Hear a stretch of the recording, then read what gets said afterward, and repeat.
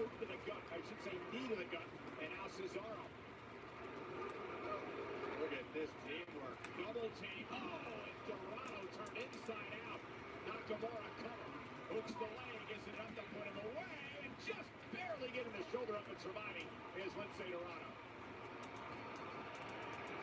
Lince Dorado desperately needs to make a tag. And he's met with a sharp knee and another. Nakamura, knee after knee. And look at the aggression in Shinsuke Nakamura. Cover now. Dorado. 2 count again. Looks like somebody just tipped Nakamura off as of late. Probably something you said. I disagree strongly. Well, I happen to have a standing invite to the Champions Lounge. Woo! Absolutely. And Cesaro ducked into the corner and as he follows it up with a big uppercut to Dorado. Cesaro told me your credentials are the man. And Dorado trying to make it to a Kalisto yet again, but continues to be punished by the champions. Dorado lands on his feet from his balance to the late tag man. Here comes Kalisto. And now Kalisto, the first man crossbody. Most mind-blowing athletes in WWE. When Kalisto starts to roll, he's hard to stop. And the pace quickening with Kalisto now in the matchup. Look at that. That's an example. DDT to Cesaro. Covered out with a SmackDown Tag Team title. Kick of the leg isn't enough here. And Nakamura saves the matchup. Right in the nick of time. Nakamura now engaging with Lince. And Dorado went for the stunner, caught by Nakamura. Reverse exploder, Lince lands on his feet. Backstabber by Dorado to Nakamura. And now Cesaro on the apron runs into a kick by Kalisto and another one. For Kalisto and Cesaro, the legal competitors right now. Launching himself, caught down. Oh no. No, you don't. And Dorado! Wow, what a double team! Dorado aiding and turning that into a tornado DDT. And now Dorado helping out Kalisto. This is the teamwork that Lucha House Party needs to execute. Grand Metal League playing cheerleader. And Dorado and Kalisto, as Corey mentioned, working so well as a team. Kalisto going up now.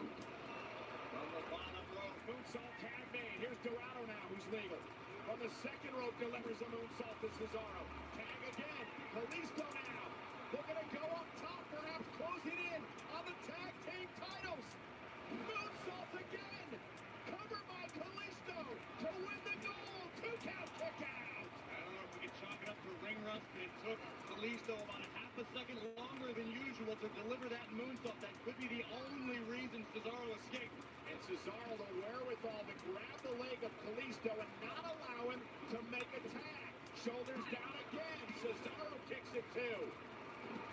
Notice how proficient Cesaro is at keeping his own body. Dragging Kalisto's partner up the apron and into the barricade.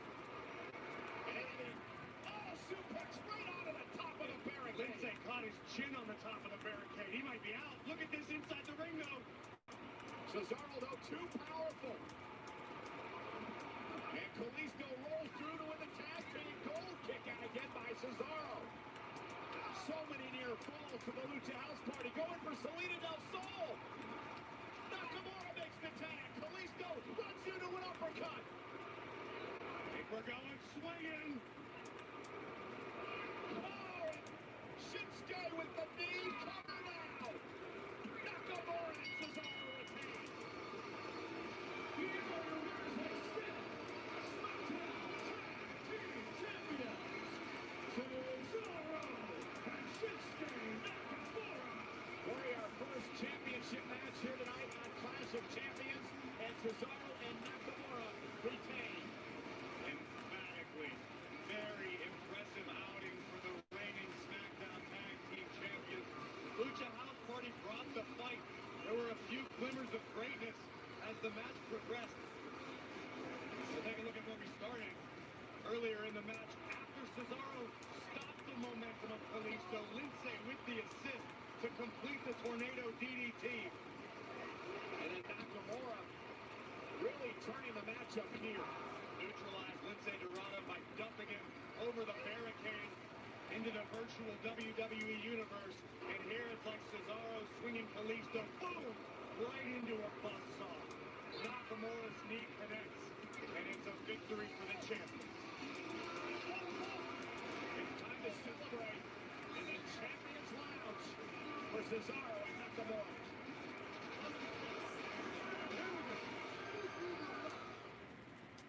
Rated T for Team.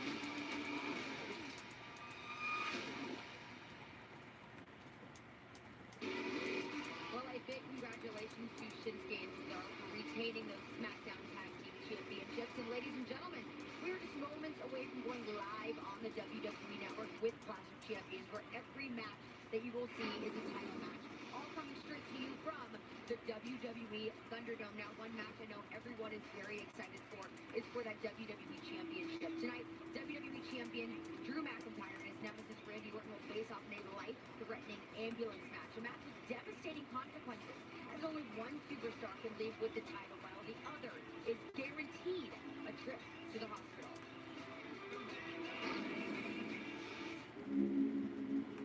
WWE has stated that it will be Drew McIntyre versus Randy Orton at Clash of Champions for the WWE title. If Drew McIntyre recovers in time, Drew, I kicked you in the freaking your job. What do you do when your world champion is unable to defend his title at the one pay-per-view a year where every title must be defended?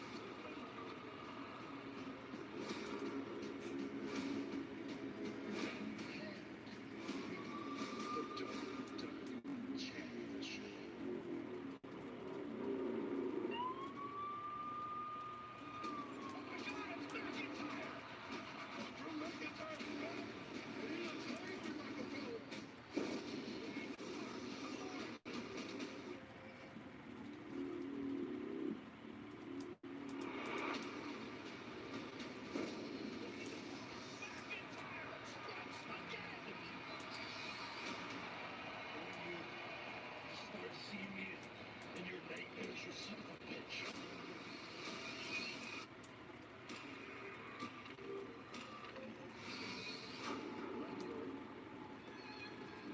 Job. But I'm back.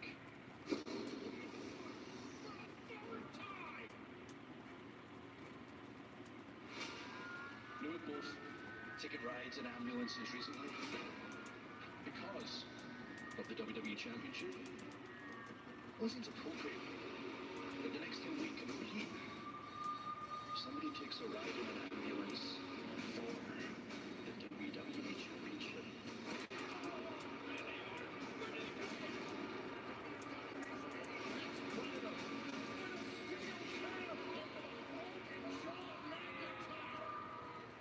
I've never walked away from a world title match, and I don't plan on doing so anytime soon. It represents different things for different people. What it represents for me is my full teeth. World Championship. Clash of Champions. One more ride in this ambulance, and I'm going to make sure that your world title reign flatlines. Courtesy.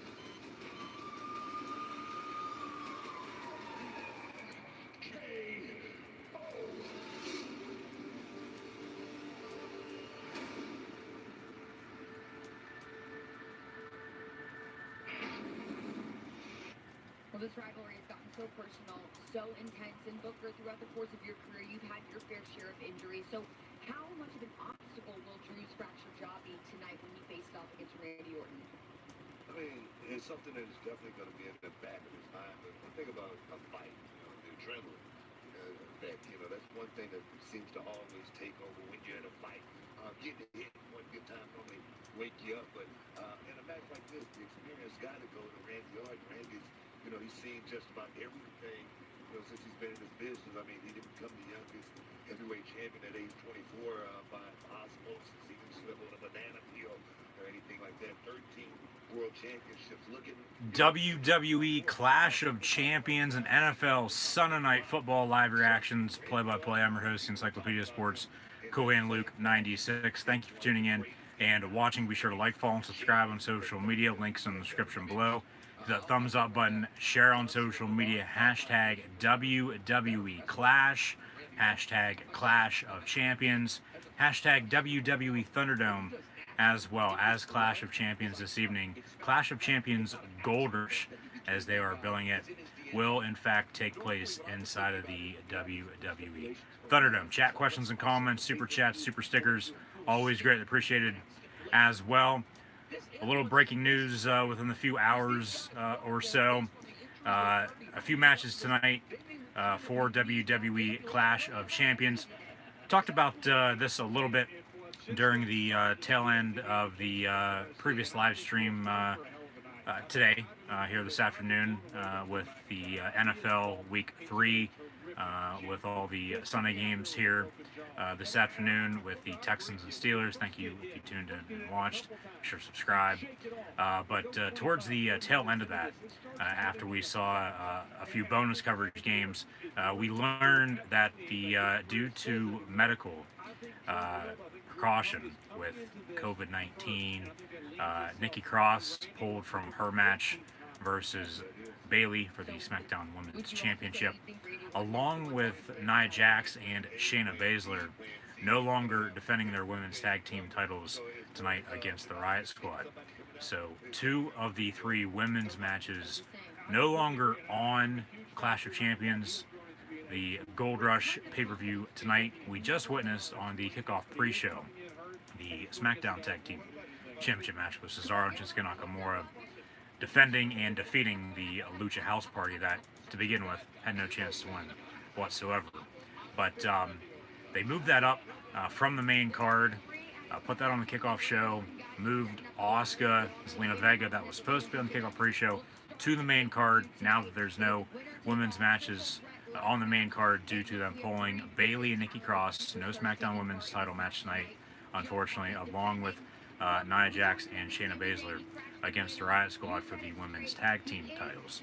And then I just saw, that's why I was smirking, obviously Nia Jax playing around with social media a little bit here this afternoon as well, implying the main reason why, as we see Jeff Hardy walking backstage towards the ring, he will defend his Intercontinental Championship in a triple threat ladder match against AJ Styles and Sami Zayn tonight, as well as WWE Clash of Champions inside the Thunderdome is about to begin. But no, Nia Jax was implying the reason why they can't have their match tonight is because Shayna Baszler is in fact pregnant, which obviously is not the case. That is not true whatsoever. So if you are reading that on social media, just fair warning you, that is not true by any means. But it should be an interesting show, to say the least. We got the new tribal chief, the big dog Roman Reigns, defending his WWE Universal Championship against one of his own blood, real-life relatives in Jey Uso. I expect Jimmy Uso to, in fact, return tonight to potentially set up a 2-on-1 handicap match inside Hell in a Cell next month at the Hell in a Cell pay-per-view. About a month from now, we should learn the official. We'll also get the WWE Championship ambulance match with Drew McIntyre and Randy Orton. It'll be the Scottish Psychopath against the Viper once, and Randy Orton. It'll be the Scottish Psychopath against the Viper once again for the WWE title. However, this time around, from a rematch from SummerSlam, it'll be an ambulance match. The loser will in fact then be drove to a medical facility in WWE's eyes, and they'll just drive around the parking lot until the camera goes away. But nonetheless, those 3 matches with the Jeff Hardy, AJ Styles, Sami Zayn Triple Threat Intercontinental Championship ladder match, in my eyes at least, that's the best match of the night, on paper and with how it'll turn out. I'm hoping, at least. And then, obviously, the ambulance match with McIntyre and Orton, a rematch from last month. The first WWE pay-per-view in the Thunderdome. We had Payback then a week later. And then we haven't had a pay-per-view since. So it's been about 4 weeks. And then it'll be another, 4 to 5 weeks for Hell in a Cell. Hell in a Cell was originally scheduled, as far as I know, for November the 1st. And then they were, but before, this was before COVID-19 had hit, of course, back in March. The plan was Hell in a Cell November 4th, and then they're going to obviously continue touring, as they do week in and week out all year long, go over to Saudi Arabia and then have Crown Jewel the following week, about November 5th, 6th, somewhere in there.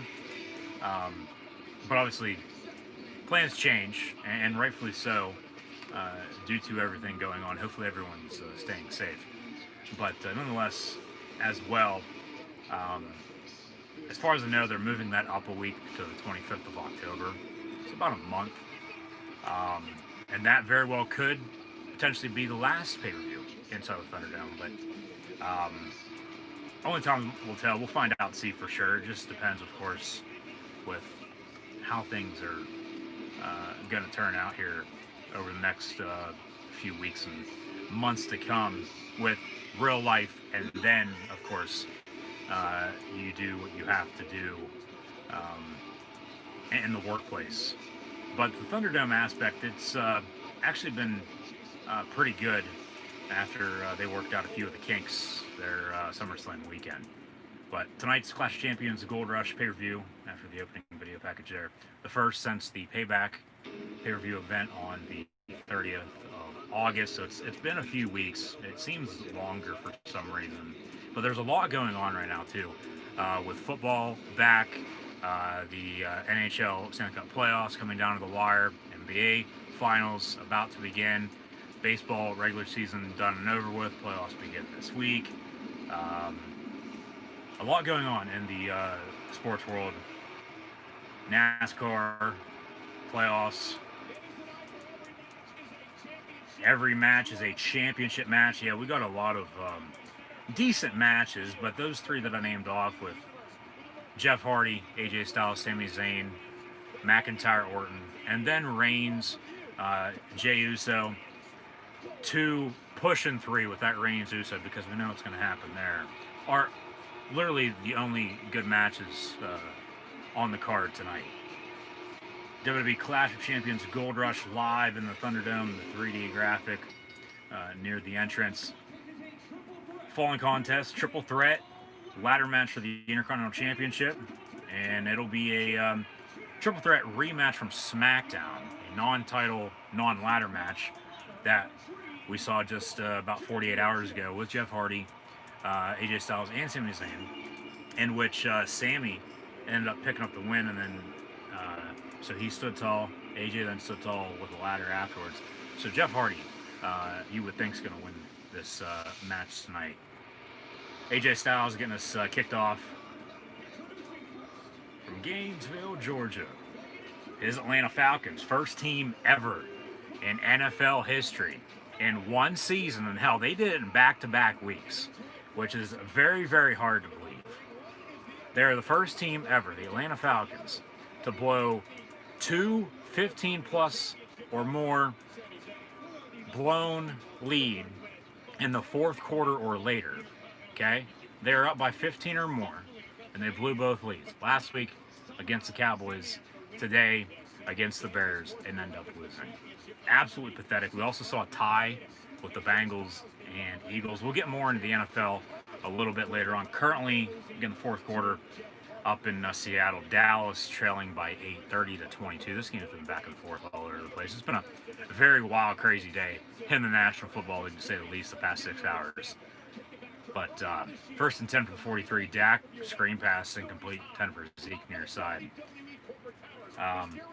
And now, for some reason, we get a flashback to Money in the Bank with AJ Styles in that, with Aleister Black and Rey Mysterio. They both were then pushed, of course, off the side of the building, but then they returned shortly then after. AJ, after Sammy had left after WrestleMania, defeating Braun Strowman in Elimination Chamber. That was actually at videos from professional wrestling events that I've attended live in living color, live in person, right here on the channel. Be sure to go check them out. Here comes Sami Zayn, who still thinks he is Intercontinental Champion, but rightfully so. He never lost the title because they had him go on hiatus. He had got surgery. They never took the title from him. He never dropped it. They then had the Intercontinental Championship tournament that AJ won, and then AJ lost to Jeff Hardy, and now we have Sammy returning in triple threat tonight at Clash of Champions. Because Sammy beat Braun Strowman in the Elimination Chamber. Sammy then, for some reason, beat Daniel Bryan at WrestleMania. We haven't seen Bryan in a few months, obviously, due to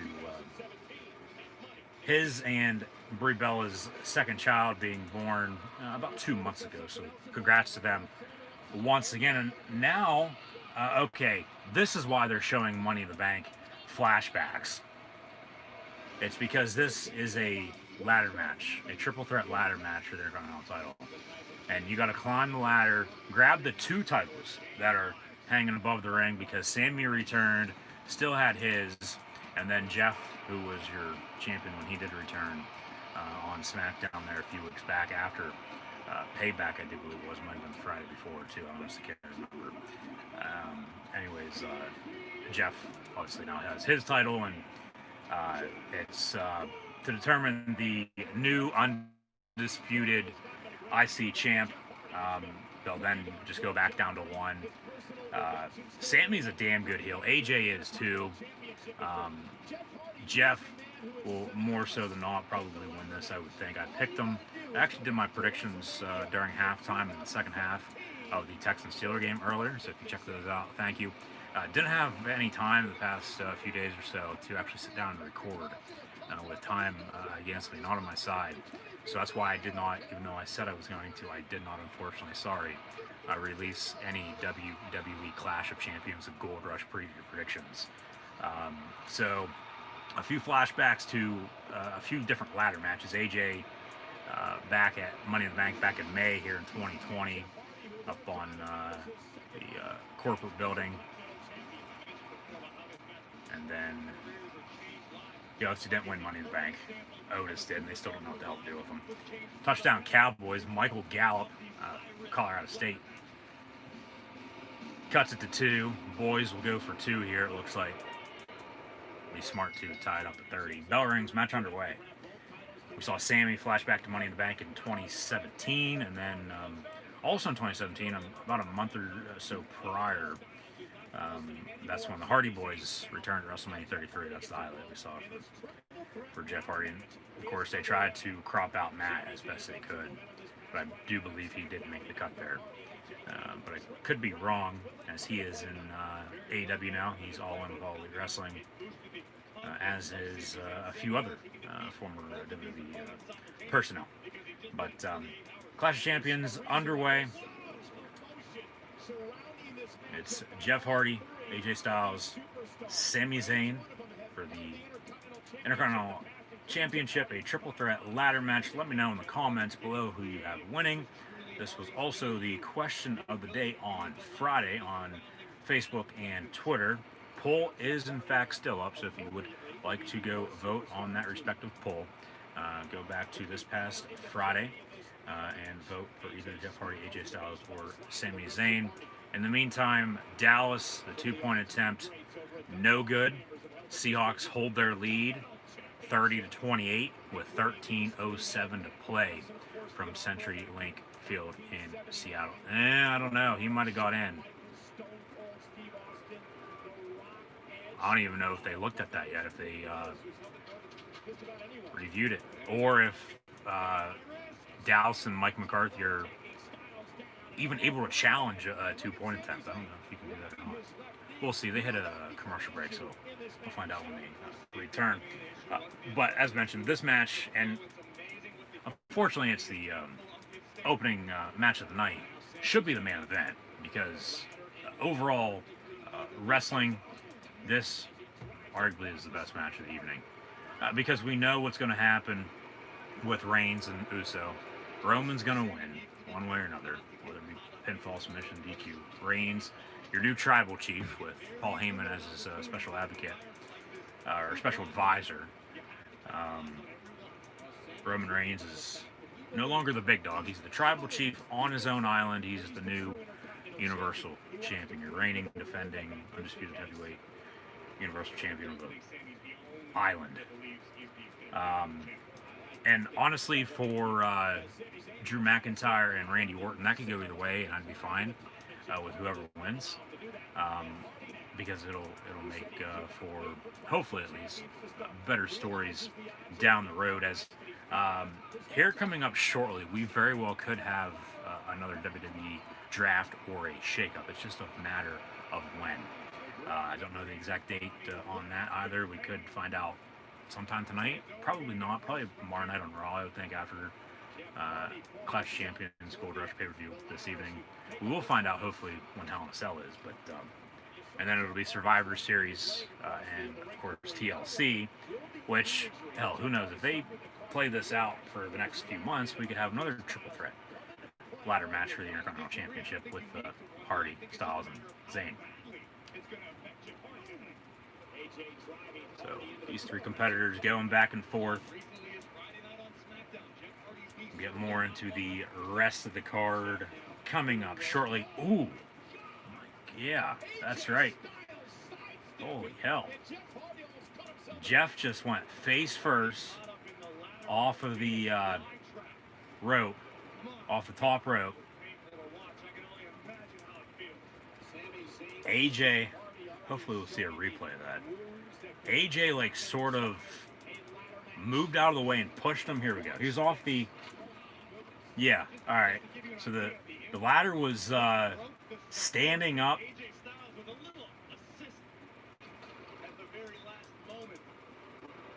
On the top of the ladder. Like, that part was on the mat. So it looked like a V, rather than what a normal ladder looks like when it's actually stood up. AJ Styles in full control right now, both Jeff Hardy and Sami Zayn, throwing them all over the place, including through and on top of the ladder. But Hardy was it's actually on the middle turnbuckle in the corner.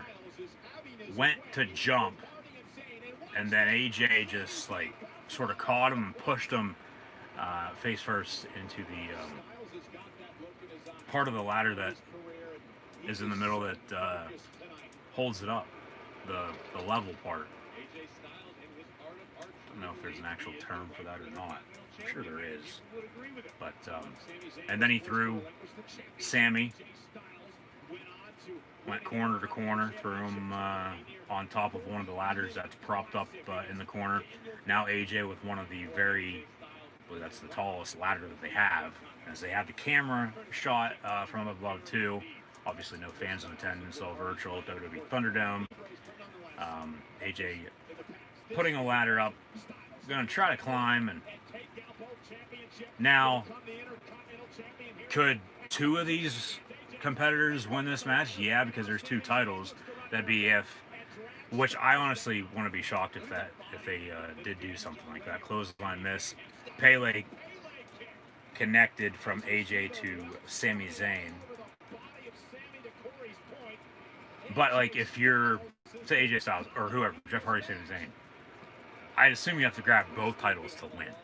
But if there's two of them up there at the same time, and one grabs one and the other grabs the other, and then Sami Zayn's the odd man out, or whoever's the odd man out doesn't win and the other two do, and then they, have another match at some point down the road, just to play it out, make people mad. There's no, controversy. There's no clear-cut winner at that point. And AJ just threw Jeff like literally off the top of the ladder in the middle of the ring. And AJ now continuing to climb the ladder. Here comes Jeff Hardy from behind, and somehow there's no way in hell at any point in time that he would be thrown off the top of the ladder and then stand up 2 seconds later. Don't give me that. And pull AJ Styles down and go to town.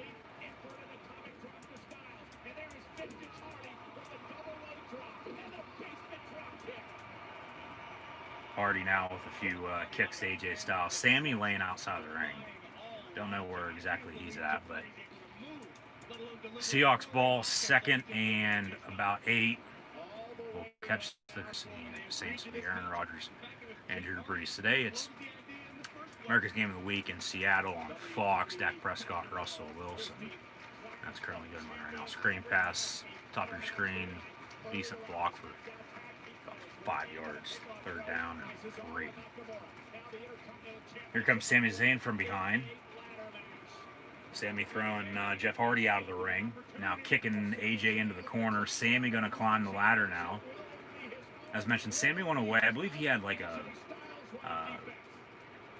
some type of mouth surgery or something on his head, like towards his upper body. No shoulder or chest by any means, but AJ just went through the ladder with a suplex from Sammy. So that's why he took time off, and then he returned still thinking, and it's perfect, you know, because he's a damn good heel. And he wants to be addressed as your Intercontinental Champion. He always tells Greg Hamilton, your SmackDown ring announcer, hey, address me, announce me as, you know, your current Intercontinental Champion, Sami Zayn, rather than just Sami Zayn, because technically he is still, but he isn't. It's just part of the story, of course, because Jeff Hardy is. He beat AJ Styles, and that's why we have the triple threat tonight, to clear it all up, you know, make sense of it, even though we know, you know, what the hell's been going on. And then, you know, even with the 2 titles, they could still have 2 winners after this, which I'm, like I said, I'm not going to be shocked if they did go that way. I mean, it wouldn't make sense, but even though at the same time it probably would, because then you could, you know, continue it on. It would make for, because other than Reigns and the Usos right now for the Universal title, not knowing what they're doing with Otis as Money in the Bank, you know, you have Miz and Morrison, hey, ho, ho. There's not really a whole lot going on SmackDown. Because Retribution with old T-Bar, Mace, and Flapjack on Monday Night Raw, you know, and that's why, you know, coming up, yeah, okay, a draft or a shakeup, because they had it in October last year. It's perfect timing, you know, and it's going to work out. But AJ into the barricade. Got a flag on the play. 1st down, Cowboys.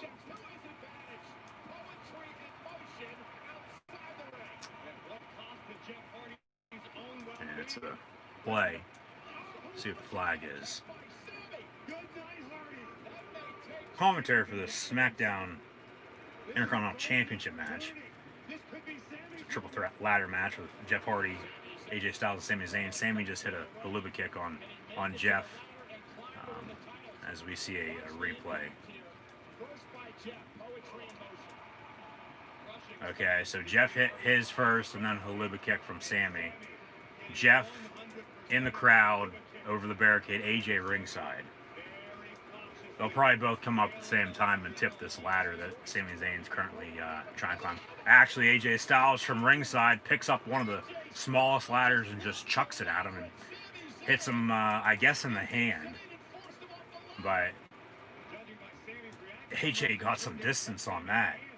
I don't know if he's thrown javelin before or anything by any means, but yeah, that was a pretty damn good throw. He might want to try out for his Atlanta Falcons. I'm sure with him at quarterback, they wouldn't be blowing back-to-back 15-point leads in the 4th quarter, becoming, once again, the first team ever in NFL history to do that in one season. And hell, they did it in back-to-back games in 2 consecutive weeks against the Cowboys and Bears. And as mentioned earlier, Dan Quinn might be fighting for his job. I'm not going to be shocked if he gets fired tonight or even tomorrow morning. Cowboys moving, 1st and 10 and 31. Dak under center, handoff Zeke Elliott. He's going to pick up about 9.5, 10 first down, looks like. Both AJ and Sammy, or AJ and Jeff, excuse me. Sammy sitting in the corner. Both climbing the ladder. So Sammy now will probably stand up and push them both off. Or hell, they might even push their... holy shit. They might push each other off, which they just did. And Sammy put his knees up, caught the ladder. AJ went stomach first on the top rope, coming down. He's laying ringside now. Jeff sort of did the same, and he's sort of still laying in the ring. So here comes Sammy now. I'm going to try to climb the ladder once more.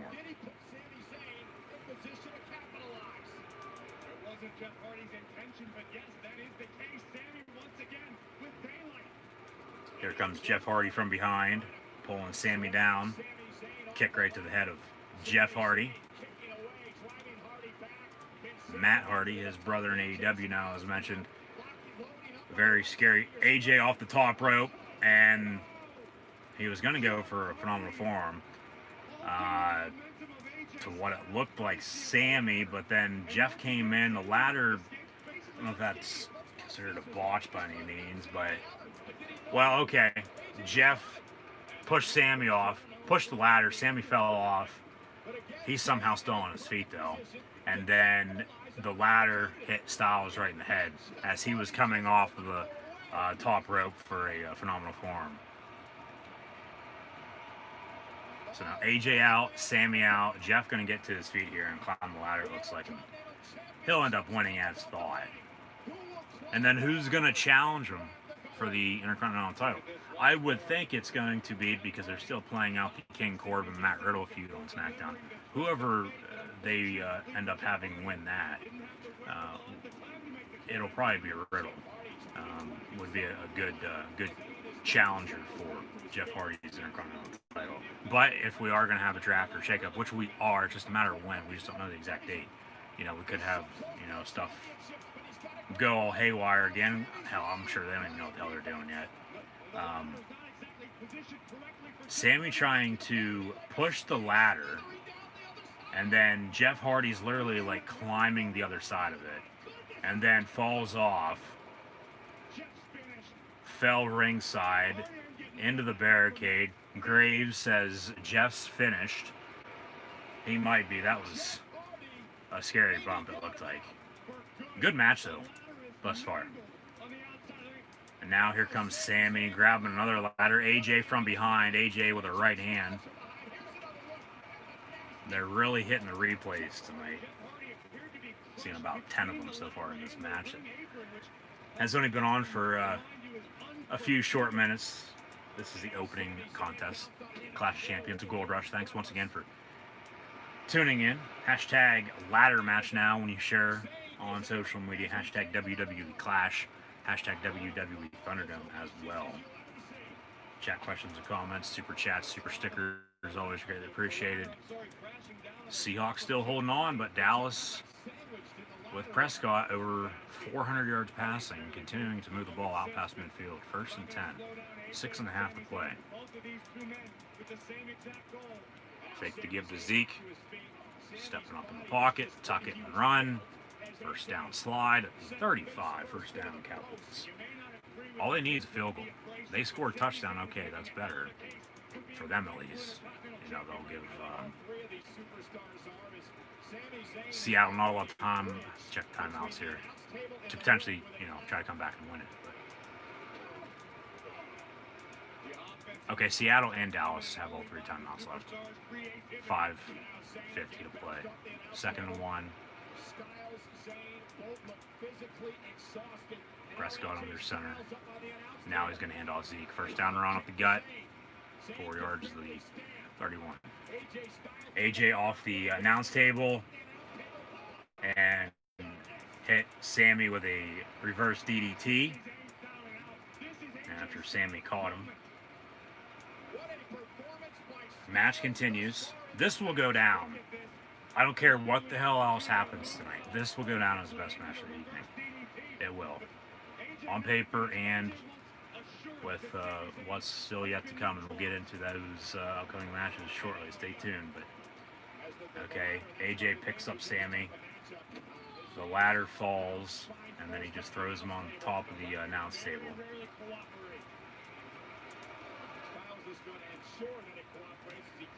And then he, is that ladder even long enough?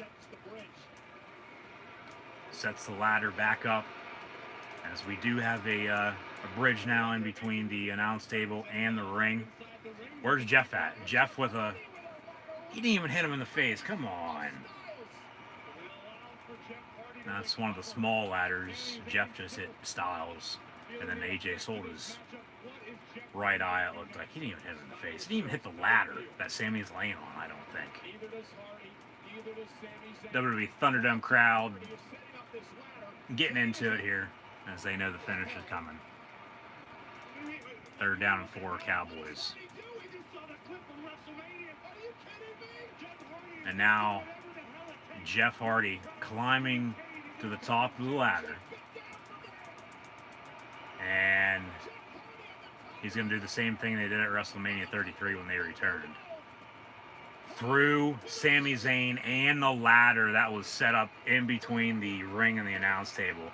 And now they're both down and out. AJ took a shot a moment ago. Where's he at?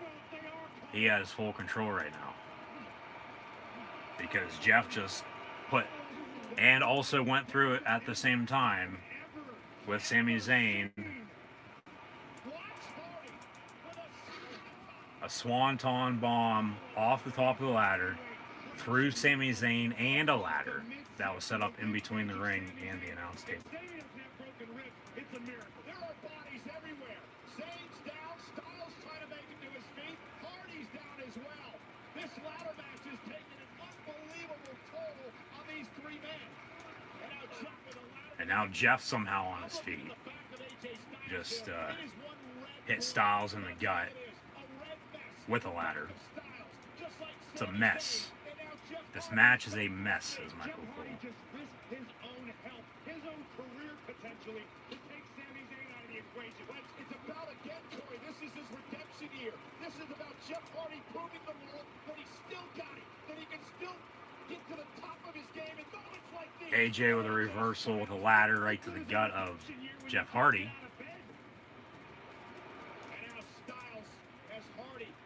AJ rolls into the ring.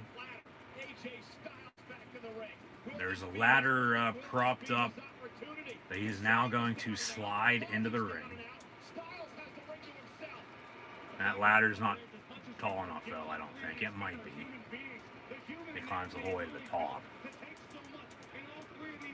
He's got to really reach. That ladder's not. Yeah, he realizes that now.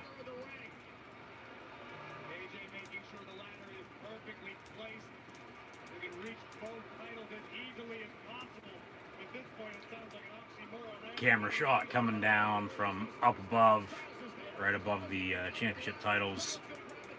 And here comes Jeff. He's going to push AJ off into the corner. AJ hit his forearm or elbow, it looked like, off of the bottom ring apron. In some serious pain, it looks like.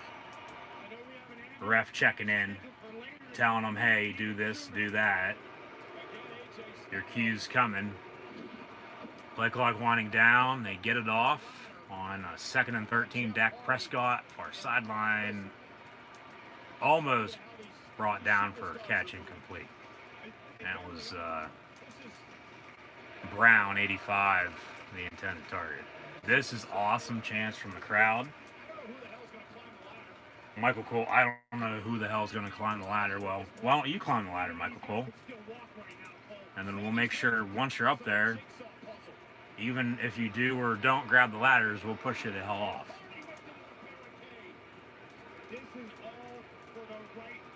Sammy now just running around ringside with Jeff Hardy, throwing him into the barricade. Where's AJ at? Still in the corner? No, he's in the middle of the ring. AJ in the middle of the ring. 4th down. Dallas going to have to settle for a field goal with 4 minutes to play. Sami now with handcuffs. So we're going to the hospital and jail tonight. And it is perfectly legal. It's a ladder match. Anything goes. There's no disqualification. We got that ambulance match later on. Drew McIntyre defending his WWE Championship against Randy Orton. He's going to try to handcuff Jeff Hardy to the one ladder. He's going to try to handcuff AJ Styles to the other. Except he's going to be the one getting handcuffed. Field goal up and good. Dallas takes the lead 31-30. This is their second road game against an NFC West team already this season. So they'll get the Cardinals and 49ers at home later on, but they lost to the Rams week 1 before defeating the Falcons coming from behind last week. And now they lead by 1 on the road against the Seahawks, who are 2-0, defeating the Falcons and Patriots. New England with a home win against the Raiders earlier this afternoon. Jeff Hardy actually being handcuffed to the one ladder. And he handcuffs it to his earlobe that Jeff has pierced. And that has to hurt. But honestly, it's probably not even in the whole way. But it does look like it is. Like Jeff's actually trying to get it undone so he can get back in so he doesn't have to carry a ladder by his ear all around the place.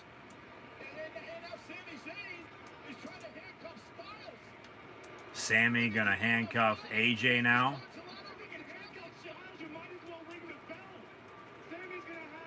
Okay, AJ handcuffed to his left hand, but he's not handcuffed to anything.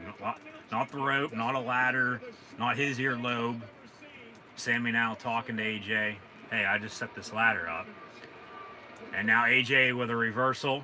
AJ with a few right hands of Sami Zayn. Whacks his head off the ladder.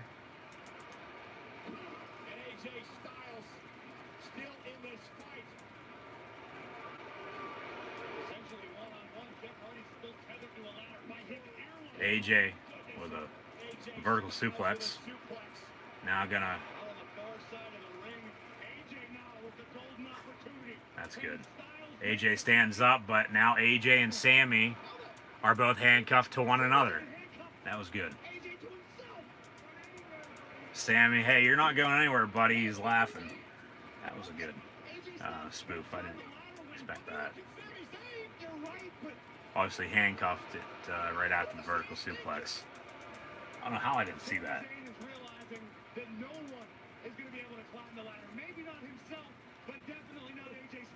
And actually they're giving this match time now too, which is a good thing. Just due to the fact, I would think, because of them pulling a few matches due to protocol, as mentioned, medically with COVID-19.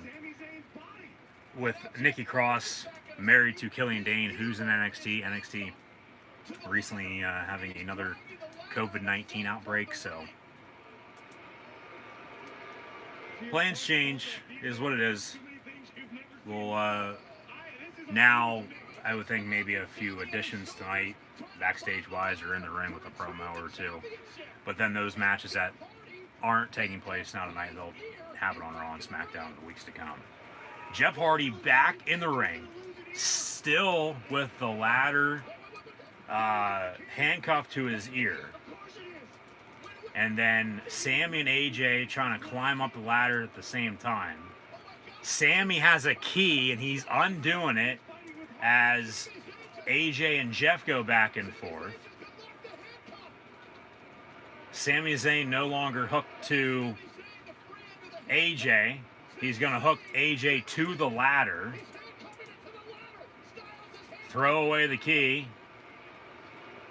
Jeff still handcuffed by his ear.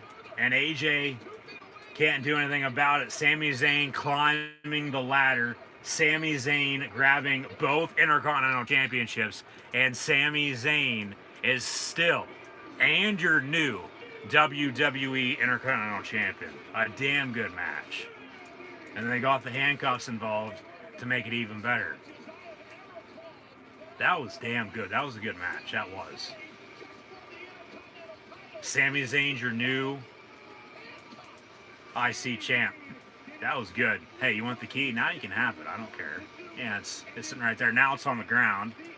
You're going to be stuck there for a little while, pal. But Sami, your new IC champ.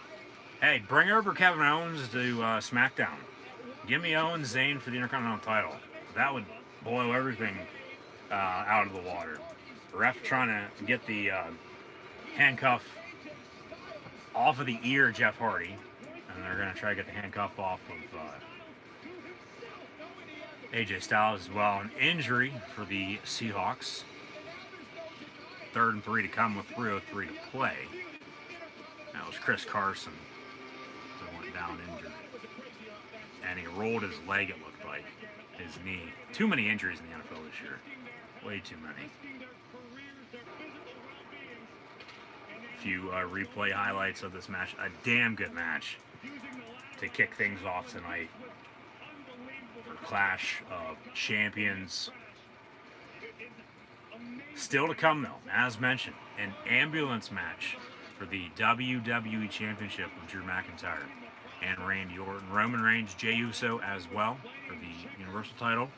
We also have Asuka, Zelina Vega, and now the only women's match on the card for the Raw Women's title because they pulled Bayley, Nikki Cross, and Nia Jax, Shayna Baszler, Riot Squad for the SmackDown and Women's Tag Team titles, respectively. We already saw Cesaro and Shinsuke Nakamura defeat the Lucha House Party.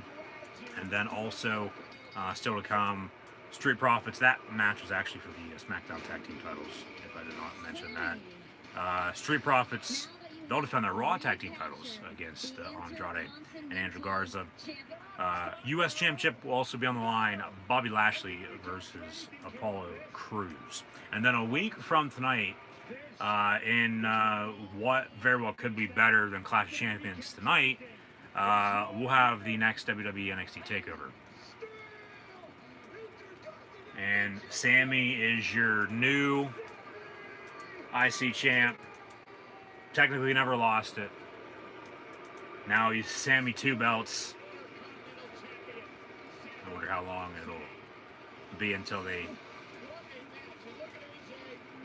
go back to 1, probably come Friday. But I mean, Jeff might get a rematch. This was AJ's rematch, basically. As Sami just got interviewed by Caleb Braxton at the top of the entrance ramp. So Sami, still and your new Intercontinental Champion as we kick off Clash of Champions tonight. We'll see what happens with both AJ and Jeff Hardy in the weeks to come. And they fade to black. We'll hit our first commercial for WWE Clash of Champions Gold Rush on the WWE Network. Thank you for tuning in and watching my live reactions. Play-by-play, NFL, Cowboys, Seahawks as well. Wrapping up a 4th down for Seattle. With about 2.5 to play, they trail by 1. And then still to come, Sunday Night Football, Packers, and Saints. We'll also have live reactions play-by-play. Of that, like, follow, and subscribe on social media. Links in the description below. Hit that thumbs up button. Share hashtag WWEClash, hashtag NFL on social media. Chat questions and comments, super chats, super stickers, always greatly appreciated.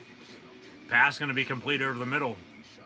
Former Bear and Panther Greg Olson, now a Seahawk, coming out of retirement, picking up the Seahawk first down.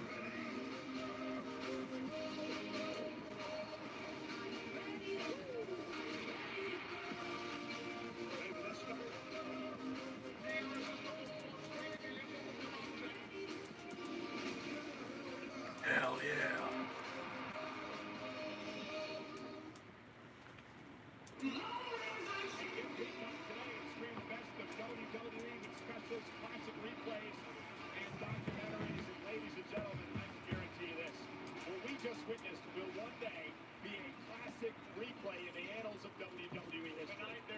Yeah, maybe. That was a damn good match. And like I said, I knew it was going to be good coming in and the best match of the night overall.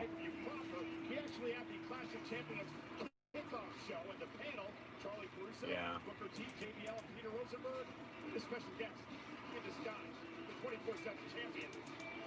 R-Truth joined the kickoff pre-show panel during the kickoff pre-show as a minor, a San Francisco 49er,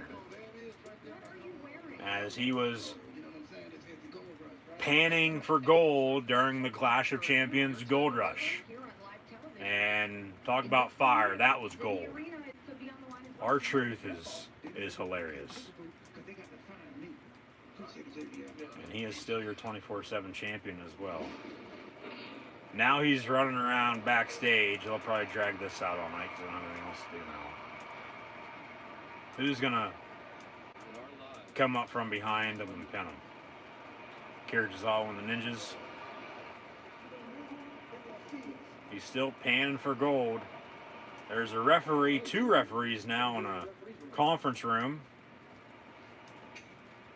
Somebody's probably behind the door.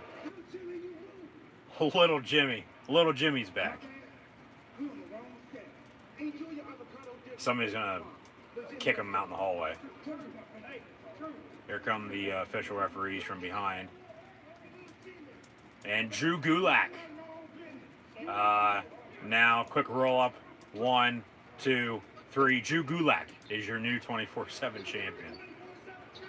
Pinning whatever the hell the 49ers mascot name is, aka R-Truth. We entered the wrong neighborhood. Drew Gulak, your new 24/7 champion, defeating R-Truth tonight at Clash of Champions.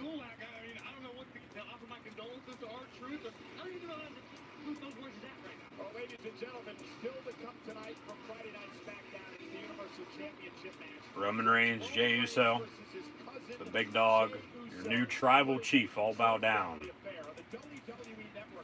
He's on his own island as your Universal Champion with Paul Heyman. And yeah, they've released a few new specials on the network as of late too. WWE Chronicle, WWE 24, Timeline, if I'm not mistaken. But, a lot going on, like I said. The baseball, Major League Baseball playoff field is now officially set. We've had football back now for a few weeks, both college and the NFL. Both basketball and hockey in the finals. NASCAR, golf. Here comes Zelina Vega, it looks like. Alright, it would be Asuka's Zelina Vega next. The Raw Women's title at Clash of Champions. Touchdown Seahawks. DK Metcalf doesn't fumble the football before the goal line this time around. Just think, if they still had that touchdown from earlier and just scoring now, Dallas is in a deep hole right now for a minute. 50 to play.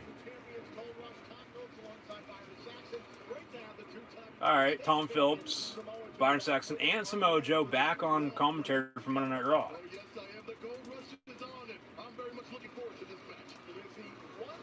So, the mystery partner now for the mystery person in general for NXT next week at TakeOver, after that video package from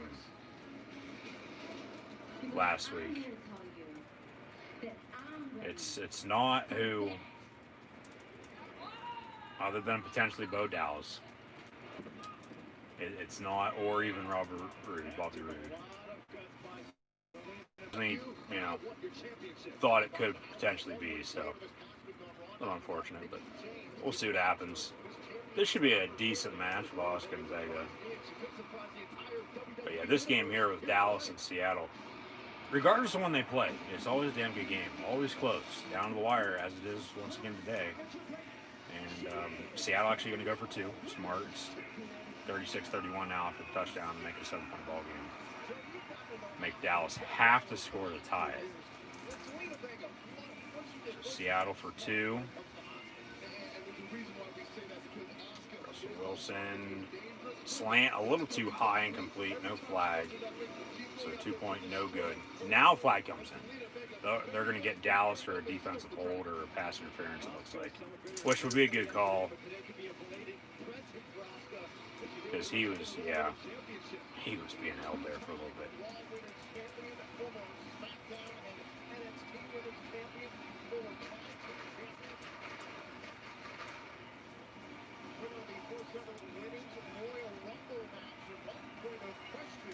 This game back and forth. It was 3-0, 7-3, and then a safety. It was 9-9 last I left you during the tail end of the last live stream today.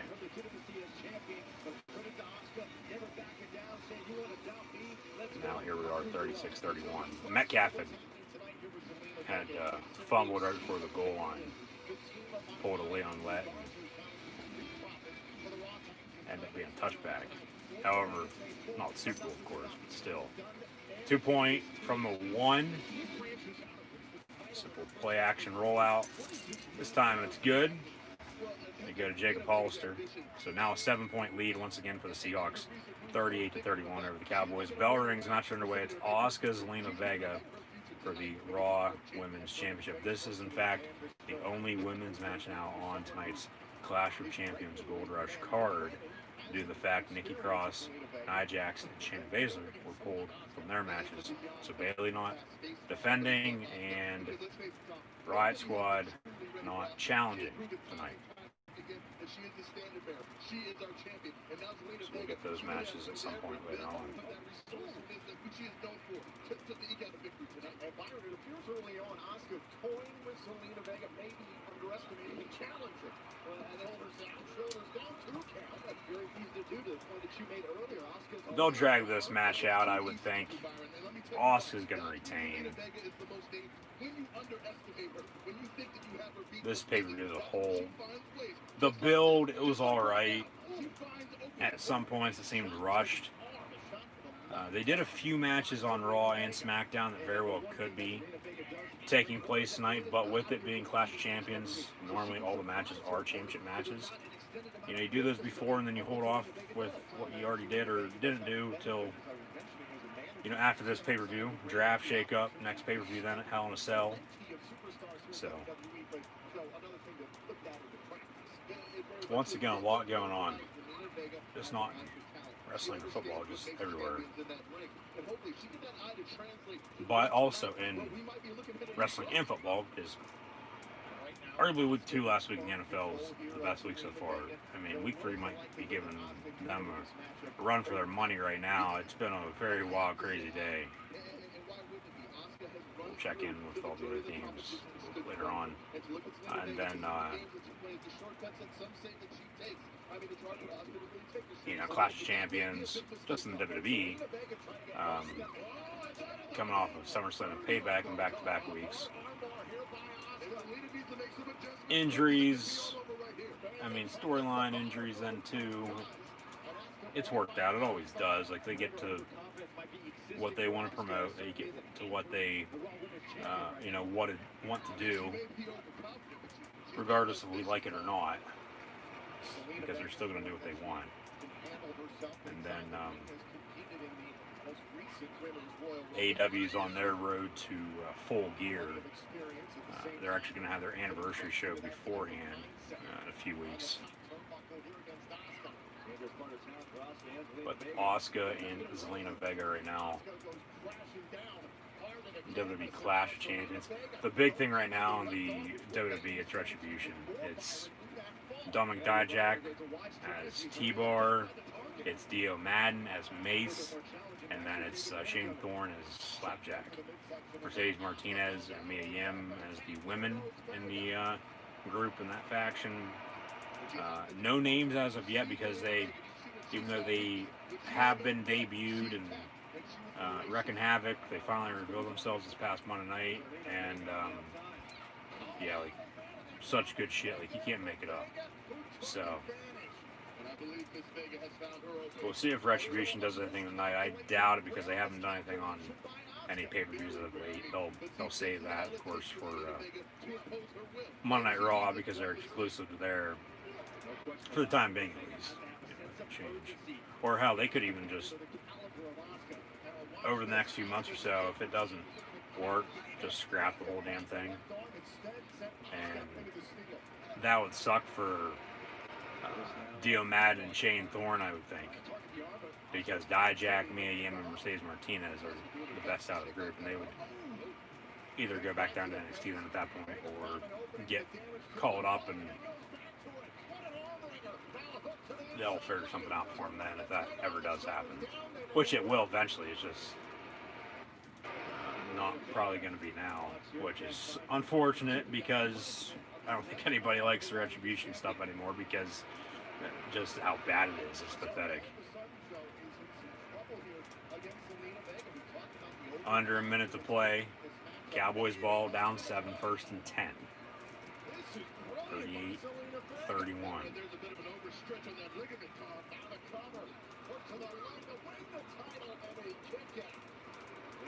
She had the opportunity to completely turn this Raw Women's division on its head if she captured the championship here tonight. And this would be something that the likes of Peyton Royce and Billy Kay have discredited Asuka.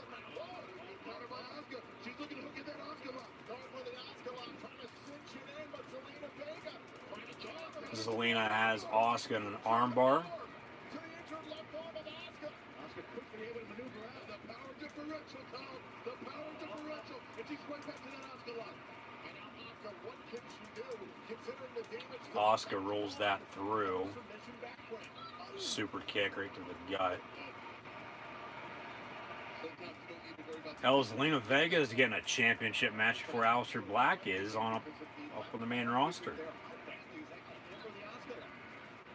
Like, how the hell is that possible?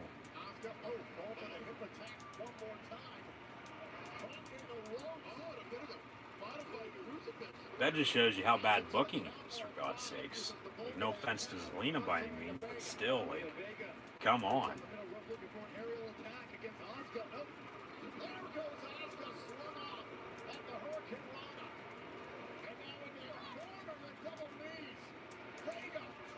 Cover 1, 2, kick out by Asuka.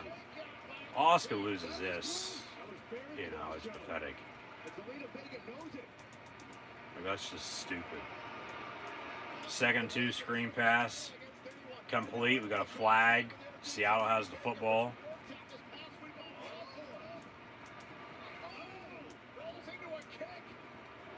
Cover. 1, 2. Another kick out. Hopefully you're enjoying WWE Clash of Champions inside the Thunderdome.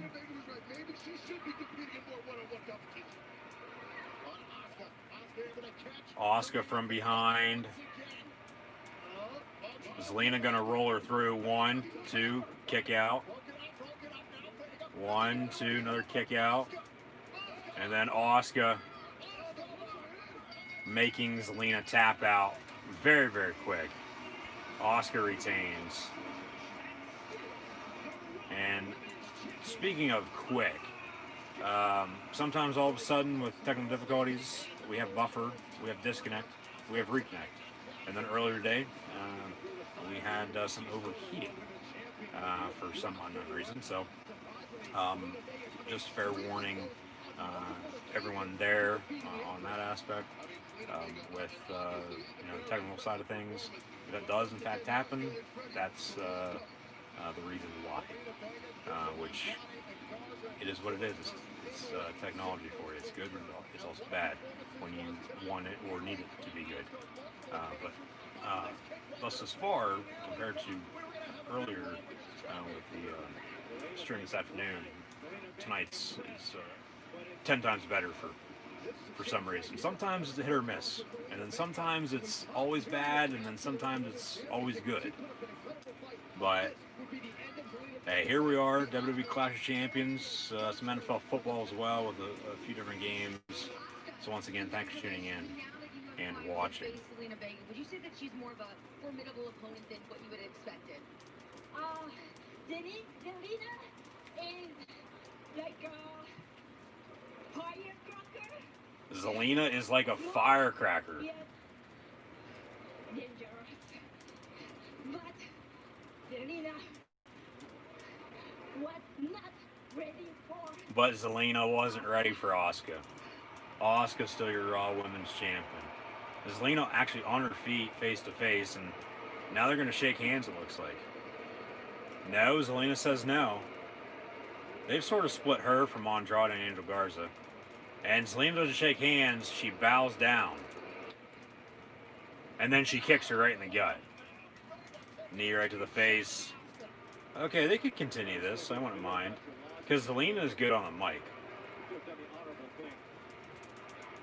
Seahawks, Cowboys, it's 38-31. Third down. About 15 seconds. And Dallas at the 26-yard line. Cowboys are always in this situation.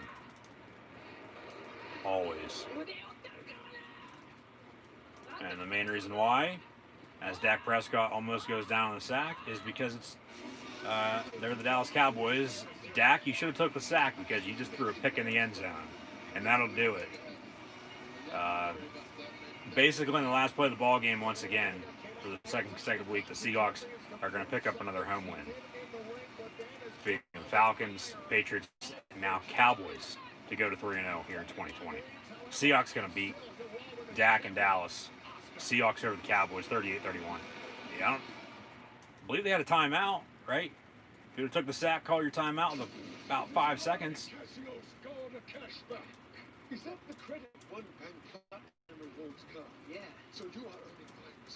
And then he threw a pick in the end zone. He lobbed it up. Feet weren't set. Was he down by any means? Dallas could look at that. Doesn't look like it. I don't know who the hell he was throwing to. Michael Gallup. Pass picked off by the new Legion of Doom defense as Russell Wilson takes a knee. Seahawks, oh, what a rush. Defeat the Dallas Cowboys 38-31 to get to 3-0. Rest in peace, the Road Warrior animal, Joe Laurinaitis, who passed away on Wednesday. One half of now the late, great Road Warriors. He joined Hawk on the other side. And that'll do it for NFL on Fox this week. Seahawks with the win. We'll get NBC on.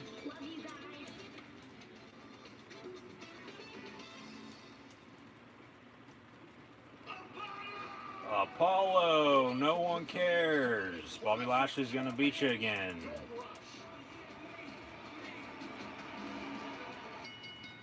Ricochet coming out with Apollo. There was a rumor that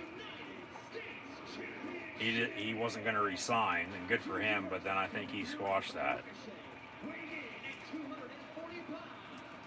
Packers Saints about 20 minutes away from kickoff. As we're at the top of the hour. Have Football Night in America wrap up. Some highlights from today's games, and then Sunday Night Football in New Orleans. Saints hosting the Pack.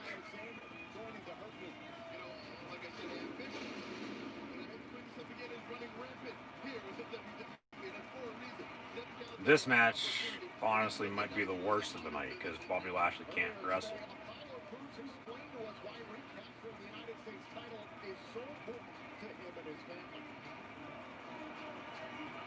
Maybe Ricochet or even Apollo is the mystery person down in NXT.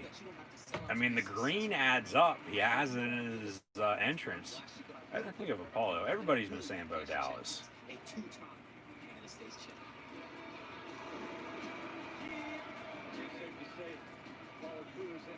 Which I wouldn't mind him. Bobby Roode would probably be a better option. as far as we know, it's a guy, but it very well could be a girl though too, and a former two-time champ in NXT. So we'll find out this time next week, hopefully. NXT TakeOver. Be sure to tune in. Live reactions, play tomorrow night. NFL Monday Night Football. It'll be the Chiefs and Ravens with WWE Monday Night Raw. Post fallout from Clash of Champions this evening, and then next Sunday it'll be Steelers Titans at 1 p.m. and then WWE NXT TakeOver at 7, and then I believe the Sunday night game is in fact the now 0-2-1 Eagles and San Francisco 49ers in San Fran at Levi Stadium on Sunday Night Football. Bobby Lashley with the Hurt Business, MVP Shelton Benjamin. Should there come out with him, Cedric Alexander? Lashley defending his United States Championship against Apollo Crews.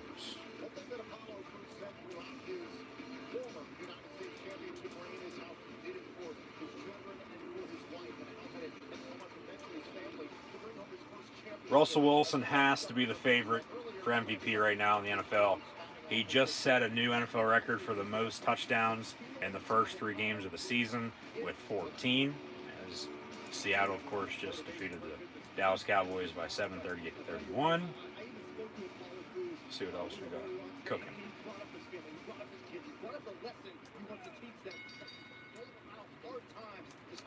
WWE makes change to Thunderdome presentation for Clash of Champions. What's that? I didn't notice anything. It looks the same to me.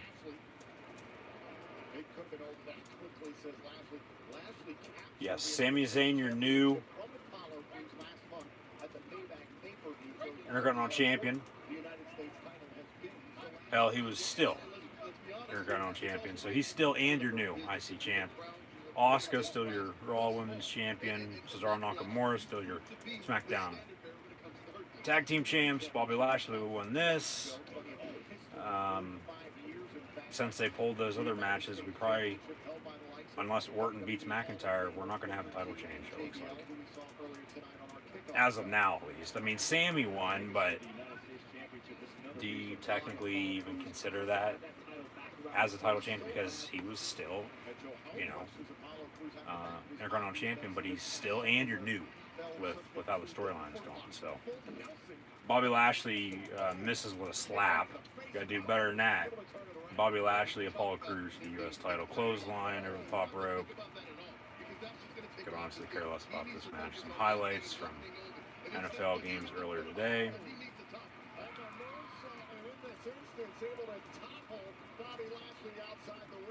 I see nothing but focus from the challenger right now. Completely locked in on Bobby Lashley. Champion's advantage, of course, to Lashley. The title can only change hands via pinfall or submission inside the ring. As Ricochet cheers on. Baseball playoffs officially set. Your matchups include, as they expanded their playoffs for this year as well.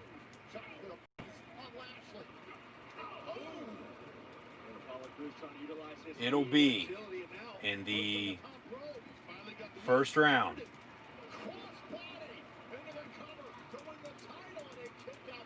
The Tampa Bay Rays taking on the Toronto Blue Jays. Well, the Buffalo Blue Jays. Cleveland Indians, New York Yankees. Minnesota Twins, Houston Astros. Oakland Athletics, Chicago White Sox. That's the AL. On the NL side of things, it'll be the LA Dodgers and Milwaukee Brewers, who snuck in as the 8th seed. Padres will play the Cardinals. Cubs will play the Fish, as the Marlins are back in the baseball playoffs for the first time since 2003. They went to the World Series that year. And then also the Braves and the Reds.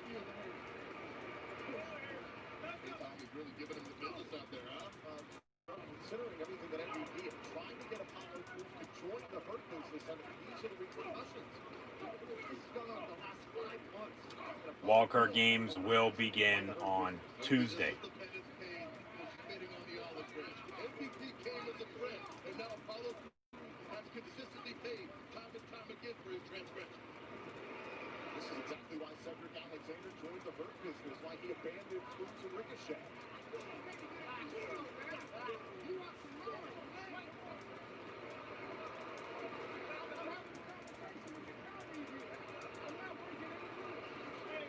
MVP ringside saying, hey, I'm not breaking any rules. I'm just standing here doing nothing. Vertical suplex from Lashley to Apollo Crews.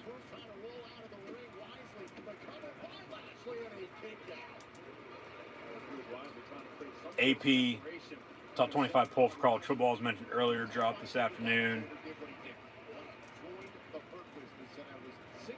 Clemson, Alabama, Florida, Georgia, Notre Dame, Ohio State, Auburn, the U, Texas, and Penn State round out the top 10 as Big Ten teams are now back in the AP poll after they left after the Big Ten said they weren't playing football. But now all but 3 D1 schools this fall are playing college football. So after postponing, hey, we're going to play in the spring, thinking of that at least. Everybody's back basically, and we're going to have football. And we've had football, but not as of yet. Everyone is in fact back. Big Ten returns along the Mountain West on October the 24th. The Pac-12 will then, along with the MAC, return shortly then afterwards, early November. UCF, North Carolina, Texas A&M, who plays Alabama on Saturday. Oregon, Cincinnati, Mississippi State, Oklahoma, Wisconsin, LSU round out the top 20. Oklahoma fell after losing Kansas State yesterday. LSU fell after losing Mississippi State yesterday. Tennessee, BYU, Michigan, Pitt, and Memphis round out the top 25. And one of these upcoming, maybe even throughout tonight too. We'll see. We're going to go back over the first few weeks of the college football season and recap some of those games as well. So stay tuned. It's a matter of when.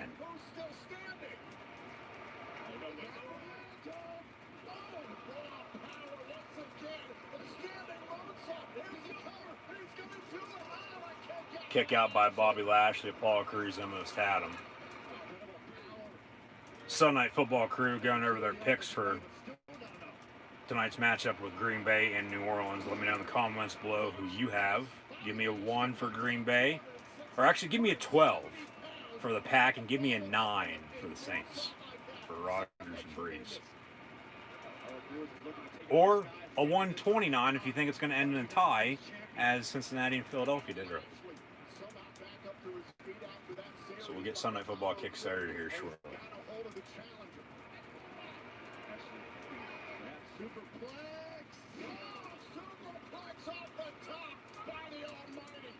Did you see that extra bit of step? Cross into the cover to retain. Cruz able to kick out. John, you're absolutely right. There is some malice from Lashley tonight, but Cruz showing how resilient he is. Rusty impact here. One more look at this incredible superplex of Bobby Lashley. Ooh, the bounce of Apollo Crews. As mentioned earlier, during the Texans-Steeler live stream with the Watt brothers last year when the Steelers faced the Bills, with the Edmond brothers out of Virginia Tech on both rosters. We actually have fans now in New Orleans. 2 weeks ago when they hosted the Buccaneers, there were no fans in attendance, but tonight for Green Bay, the Green Bay Packers and New Orleans Saints, there's fans in the Superdome in New Orleans. That's a good sign. America's pick, Green Bay. Green Bay at 2-0. New Orleans at 1-1. Raider lost this past Monday night. And then split across the board. But as mentioned, give me a 12 in the comments for Green Bay. Give me a 9 for the Saints and a 129 if you think it's going to end in a tie. But the Watt brothers, they made history again today. They're just the second set of 3 brothers. The other was last year when the Steelers played the Bills with the Edmonds brothers. Second set of 3 brothers to play in the same game in the last 93 years in NFL history. And the NFL's only been around now 101 years. Bobby Lashley makes Apollo Crews tap out. Bobby Lashley's still your United States champion.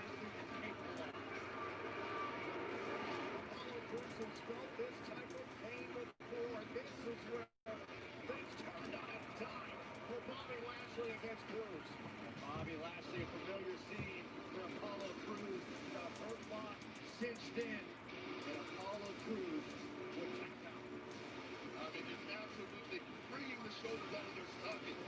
I mean, it was only a matter of time. The Atlanta Falcons, they became the first team to blow a 15-point fourth quarter lead twice in the same season. And they did it in back-to-back games. That's your stat there.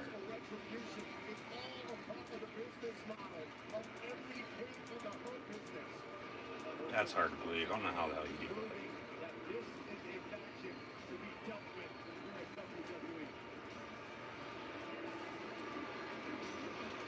Bobby Lashley stands tall, still your U.S. champ. When's MVP going to turn on him? That's the big question. Been saying that for months.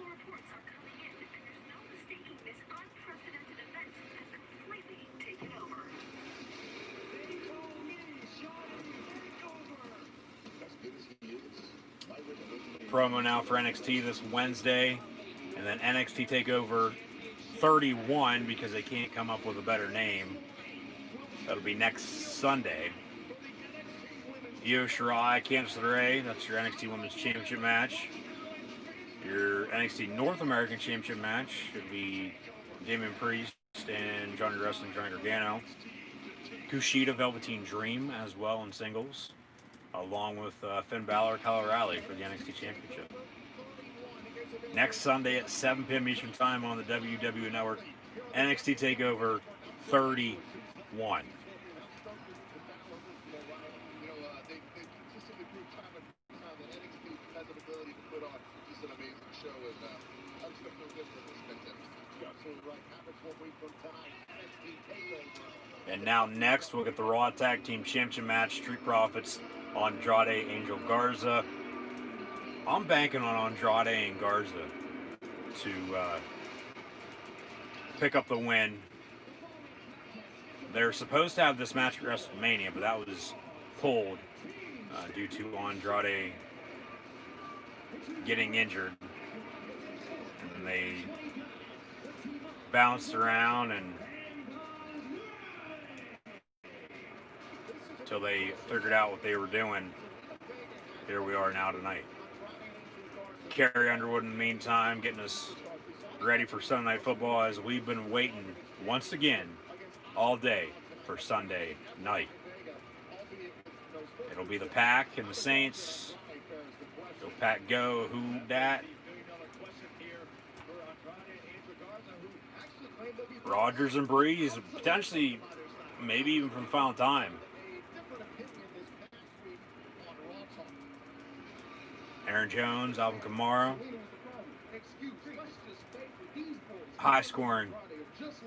Back and forth. What defense bends but doesn't break. One of those games.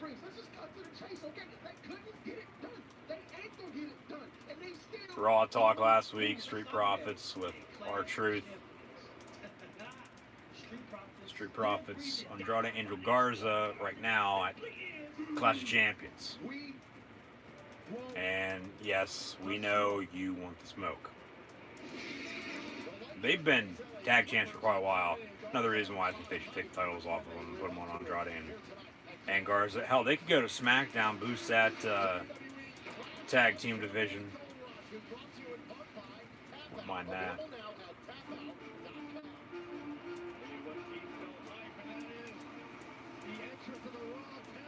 Green Bay take a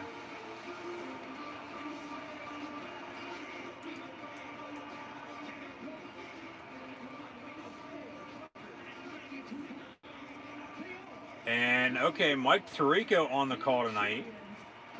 No Al Michaels. What's up with Al Michaels? It'll be, and people are going to be complaining, hey, you took the wrong broadcaster off the air tonight because Chris Collinsworth is still there. It's Mike Tirico and Chris Collinsworth for Sunday Night Football down in the Big Easy of New Orleans on the bayou. Green Bay took a Mississippi boat ride down south, and they'll be partying like it's 1999 on their way home if they can pick up a win tonight.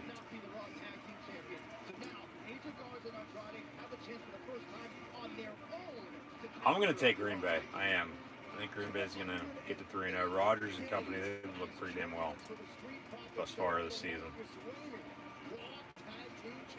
They have, especially with how New Orleans looked in the second half last week on Monday night. Yeah, give me Rodgers. But I'm not going to be shocked if the Saints bounce back and win. It'll be a good game. Should be a good game at least. This should be a good match too on Clash of Champions, Street Profits, Andrade Angel Garza. Raw Tag Team titles on the line. Bell rings, match underway. And here we go. Andrade, a former United States and NXT champion in his own right. Nobody will take anything away from the individual talents of both Andrade and Angel Garza or their talents as a tag team. It's just a matter of can these two get over the hump and finally become tag team champions. So throughout your career, inevitably you've had somebody in your corner, whether it be a manager or just support. What is it like when that support goes away? Well, I often expect the support to go, let's face it, you can only truly judge yourself for this growth. But, when guys like the Street Profits and guys like Andrade and Garza are forced into a situation where they have to rely on one another, well, it's really hard to do. And not many guys like Andrade and Garza who go out there to be the very best. They have a very hard time doing such things as trusting other people. Andrade legal right now against Dawkins, and Andrade and Garza have had a hard time trusting each other as it is. And Garza, many have criticized him for his pursuits outside the ring. He's had a Google me as well. That's what the issue's been. So hopefully, Andrade and Garza have sort of powwow, had a pep talk, got their game plan together, and hopefully they're on the same page here tonight. Whoa! Okay, so Mitch Trubisky was benched. And then Foles came in, threw 3 touchdowns, and the Falcons blew another lead to Chicago Bears as Chi-Town's now, the Bears are 3-0. So Trubisky's done in Chicago.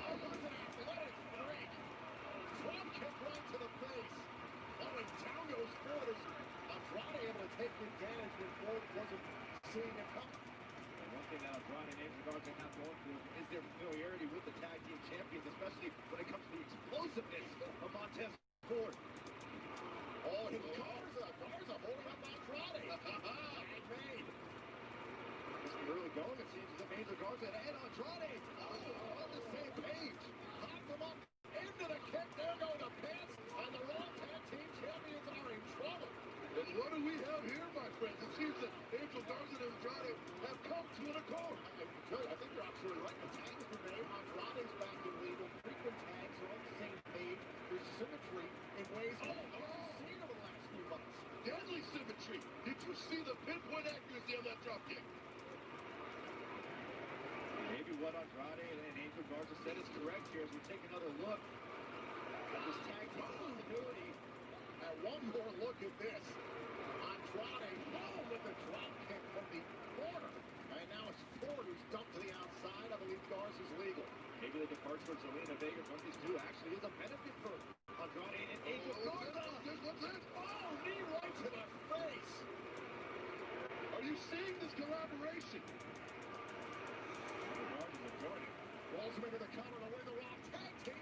Garza with a cover, kick out at 2 by Montez Ford. Raw Tag Team Championship match continues. Sunday Night Football about to begin.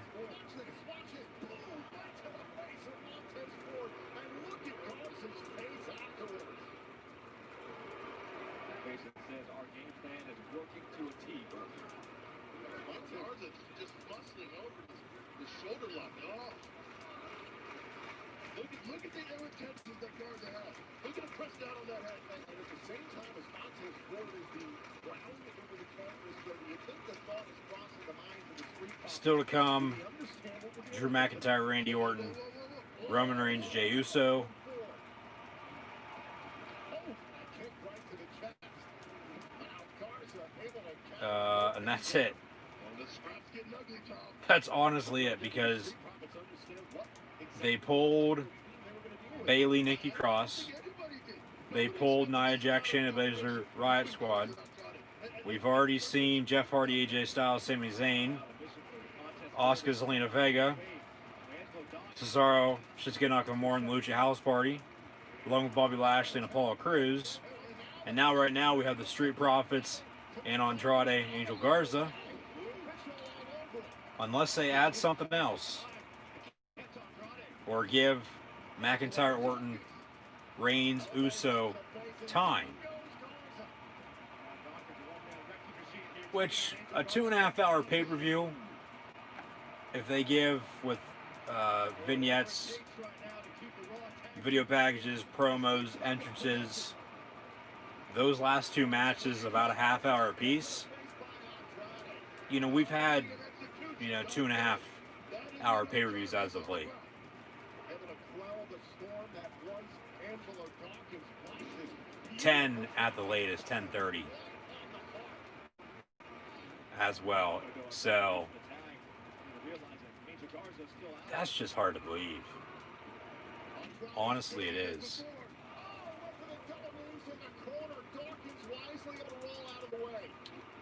Tag made, Garza legal. Spine buster.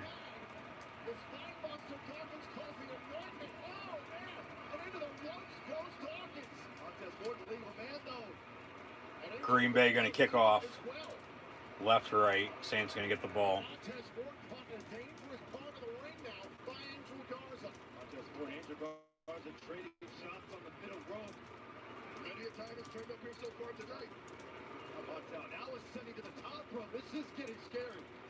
Kick's going to be returned out past the 20 to 25, so if you would have took a knee or ran it out, New Orleans still going to start at the 25-yard line, 1st and 10. Some eye-popping offense here inside WWE Thunderdome. Say that again. What a sequence between Garza and Ford. Angel Garza delivering the Spanish fly onto Montez Ford. Nearly did it. Nearly captured the Raw Tag Team title. What a matchup here inside the Drew Brady's handing off 5 yards for Kamara. This is Clash of Champions Gold Rush. One night of the year that every match is a championship match. One thing that's been consistent between these two teams and all their meetings is that it's always a highly competitive matchup. Montez Ford of the Street Profits fighting back. They're trying to get us bearings. Drastic times call for drastic measures. There ain't many problems a big run can. Tag made. Actually, Andrade pulls down Angelo Dawkins. Quick roll up in the middle of the ring. 1, 2. Montez kicks out.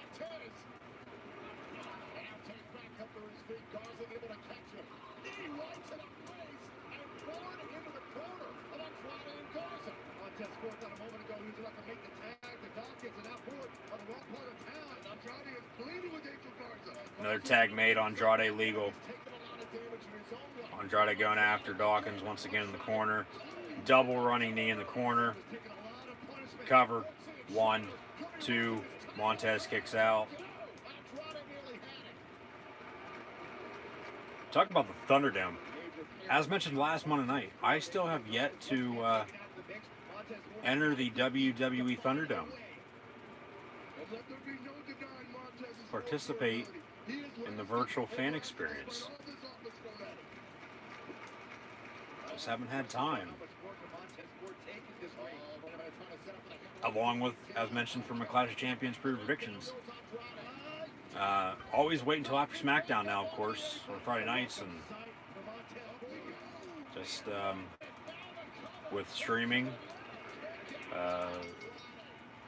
Why the hell did the bell just ring?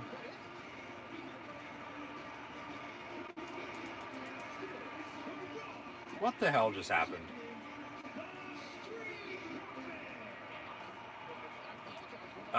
Tom Phillips doesn't know what to say.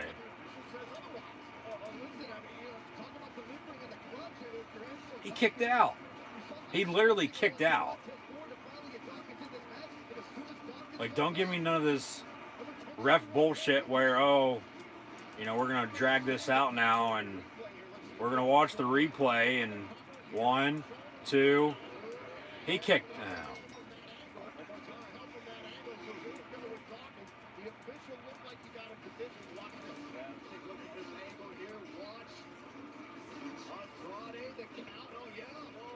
Yeah, Andrade kicked out by a mile.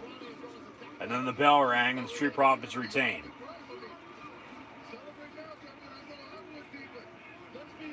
Obviously, storyline-wise, to keep it going, I get it, but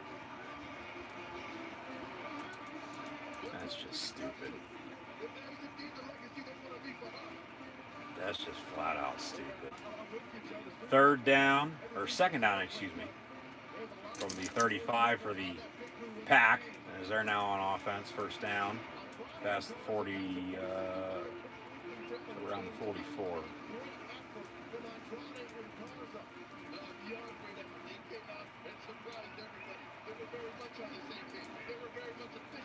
We might have a Bailey segment, a promo with her and then Sasha attacking, as mentioned earlier in the earlier stream. They fade to black. Hopefully they'll promote Hell in a Cell here shortly. We only got 2 more matches left. We are mutually driven to see better, to put smiles on faces.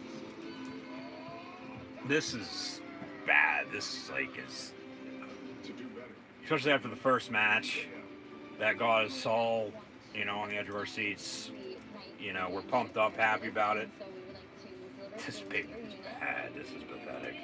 So Hyundai and WWE are joining forces this year to learn what drives, what inspires, and what motivates people to seek better, to want better, to need better. Congratulations to Alex and Jordan. Like, it literally makes me want to fall asleep, like Reggie Bush did yesterday on the Big Noon Kickoff pregame show. Keep inspiring as you really are, making such a positive difference. Look for us on the road and in your community. Because together, we are stronger and we are better. Drive for better.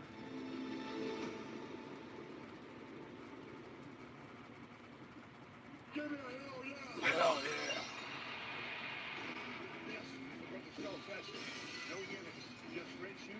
Stone Cold, Broken Skull Sessions.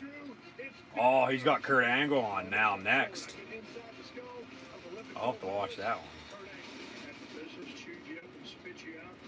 I started taking painkillers, and I got so out of control, I decided I didn't want to do it. You said you were going to do something drastic, and they didn't fire you. It wasn't a smart decision. Don't miss the Oh, that's tonight. I didn't know anything about that. I knew they had a 24, and they just brought out a new Chronicle and a timeline, like I said earlier. 2 nights, WWE Draft. 2 brands. Every superstar. Every champion. The future is on the clock. WWE Draft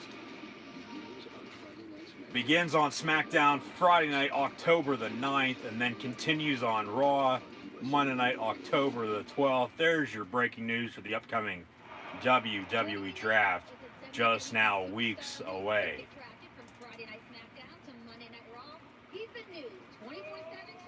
Drew Gulak, interview backstage.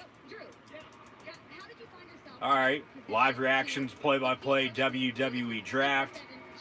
It'll be Friday Night SmackDown on October the 9th. And then whatever Monday night game for Monday Night Football is October the 12th. Of live reactions, play-by-play, side-by-side with the second night of the 2020 WWE Draft on Monday Night Raw. So October the 9th and October the 12th, around the same time as last year. That is when we will have the WWE Draft. This year, here comes R-Truth from behind. He just hit Gulak right in the head with that pan that he was literally panning for gold in. Give me my gold back. R-Truth, once again, your 24/7 champ for like the 75th time in the past 5 minutes. Clash of Champions inside the Thunderdome in Orlando at the Amway Center. They've been there now for a little over a month. And the draft, I would assume, will also culminate from there, unless they move shop from now until then.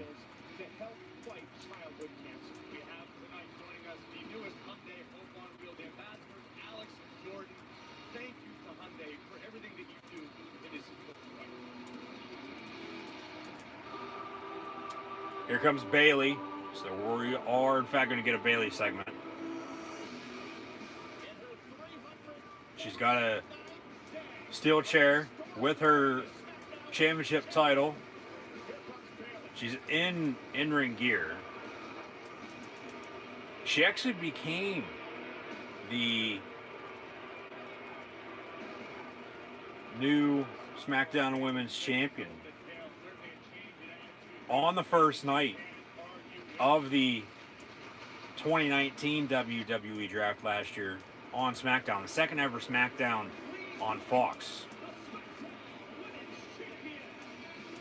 As that was around the same weekend. It's like the second Friday and second Monday in October, the past 2 years for the WWE Draft. Compared to having it late spring or over the summer, as they've done it before. And Bayley going to sit down in her chair, do the vintage Triple H Kevin Owens promo, sitting in the chair, and camera going to be zoomed right in on her face. Actually, she's going to give her title, the chair. The title is now sitting on the chair. And she's going to stand there. Okay. Field goal by Green Bay. Pack lead 3-zip. 7.5 to play in the opening quarter. Still to come. We'll see if Sasha attacks from behind here, but Drew McIntyre, Randy Orton in an ambulance match, and Roman Reigns, Jey Uso for the Universal title.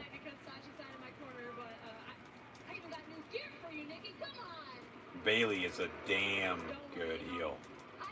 And Bayley was like, hey, Nikki, I even got new in-ring gear for you, but they had to pull Nikki from tonight's event, along with Nia Jax and Shayna Baszler for precautionary measures.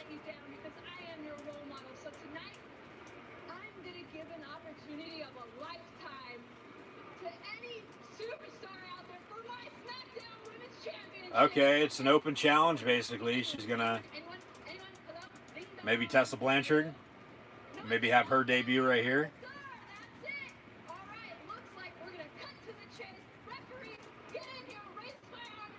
Alright, so somebody's going to come out right at the last second because Bayley telling the official, hey, get in here, ring the bell, raise my hand, I win, be a forfeit, and I'm still your SmackDown Women's Champ. Who's going to come out, though, for the women? Asuka.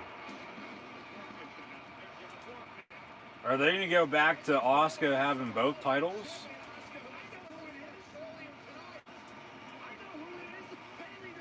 Probably not, because then what are you going to do with Bayley and Sasha?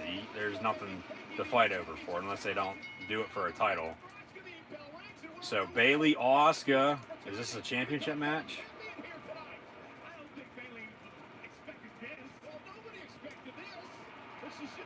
Asuka should beat her like real quick.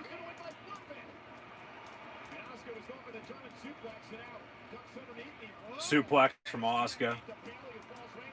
Bayley rolls out of the ring.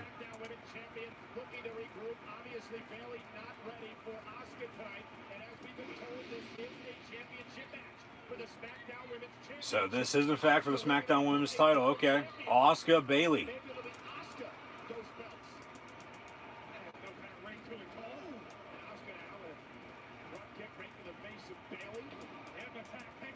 I'm happy about that draft. I always like the WWE draft or shakeup just to see, who's going to be where on what brand.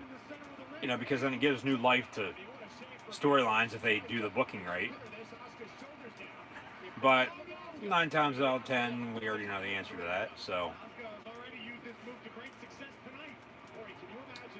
the next upcoming draft will be October the 9th and October the 12th, and I'll have live reactions play-by-play.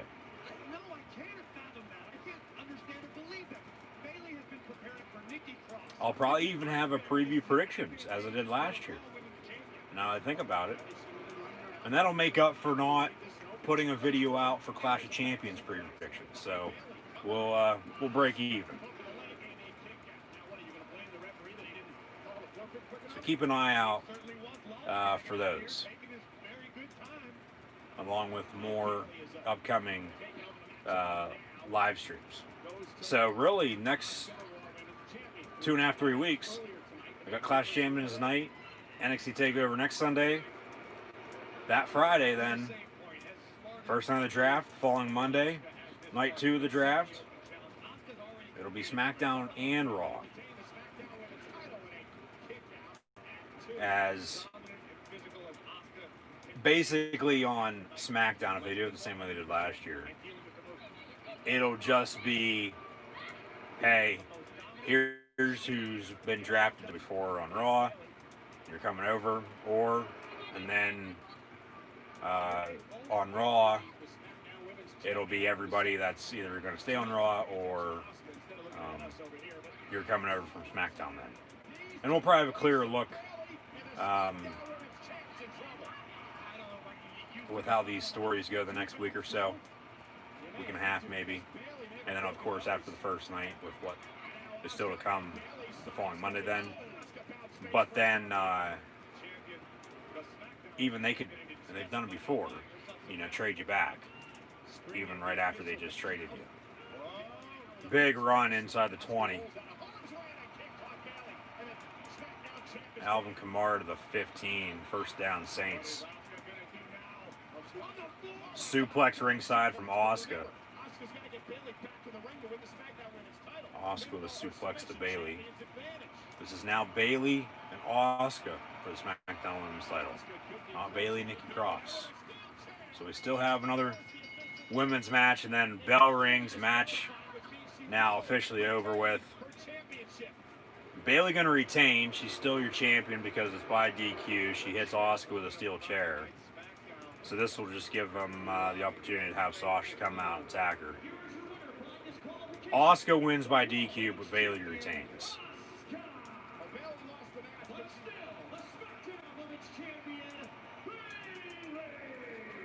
Yeah, how do you like that, Michael Cole? Bayley's still a champion. Then from behind, here comes Sasha Banks. In a neck brace with a steel chair, and Michael Cole out of his seat. It's boss time. Crowd cheering. Don't honestly know if people are actually cheering or not by any means, but so. And now reportedly Angel Garza could be injured. Maybe that's why they finished up so quick and we had a controversial finish. So Andrade, if Garza is hurt, give him another singles push. Alvin Kamara for 6. Touchdown Saints. 6-3 now pending the Will Lutz extra point. It was a Drew Brees touchdown pass right over the middle. Alvin Kamara from about 10 yards out. Yeah, he's in touchdown. You mentioned before, Corey, Sasha nowhere near 100%. She's still got that soft collar wrapped around her neck, the neck that Bayley tried to break. The boss just voluntarily jumped into the line instead. And Bayley taking her time. would love to once again punish Banks, this time for good. I respect her guts, but Sasha Banks should not be here. And then Sasha going after the kendo stick. And that's what Sasha's hoping for tonight. Right to the back of Bayley. How good that must feel for Banks. They'll probably have a Hell in a Cell match too, to be honest with you, if they pull the trigger on this. And Sasha Banks' neck has to be killing her. After Bayley Hopefully they'll announce when Hell in a Cell is. They normally would have by now, or they might after this, but they just announced the next draft though too, so they might wait. And now it's Sasha's turn to use a steel. Bayley gonna roll out of the ring. Sasha gonna stand tall with the attack, and rightfully so. And Bayley, at least for the moment, able to And Sasha, when the time comes, Sasha's gonna beat Bayley and become your new SmackDown Women's Champion. Because Bayley's been champion for almost a year now, and of course they're gonna want Sasha to go over, but I would rather have Bayley retain and have her stay champ because she's a damn good heel. I'd rather have Bayley as champion than Sasha. I could care less about Sasha Banks. But still to come, only Drew McIntyre, Randy Orton, and Roman Reigns, Jey Uso. So we're sort of still on track. We're on time. If they go to 9:30. And then it'd be, not that good of a pay-per-view on average. At best, a little worse, so to be honest with you. With the best match still, that triple threat ladder match. With Jeff Hardy, AJ Styles, and Sami Zayn, that Zayn ended up winning, which was a shock, as he's still in your new WWE Intercontinental Champion.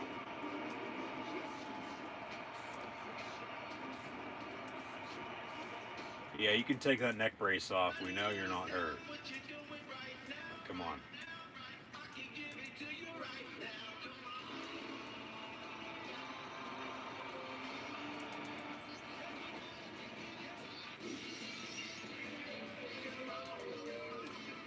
Oh my, they're gonna sing Jimmy Crack Corn on the Broken Skull sessions too, it looks like.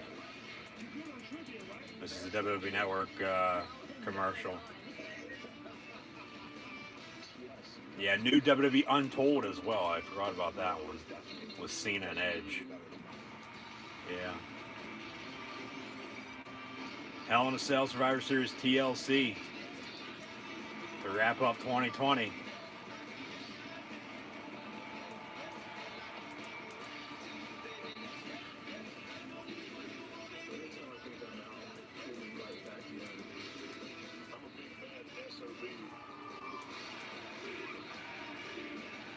And we'll probably have at least another 2 NXT takeovers too, to be honest with you. One next Sunday, and then probably one in either November or December sometime. And the referee just walked right in front of the camera as they panned to Tom Phillips, Byron Saxton, and Samoa Joe on commentary for Monday Night Raw. So it'll be Drew McIntyre, Randy Orton coming up next for the WWE Championship in an ambulance match. And then it'll be Roman Reigns, Jey Uso in the main event of Clash of Champions this evening. That'll be for the Universal title.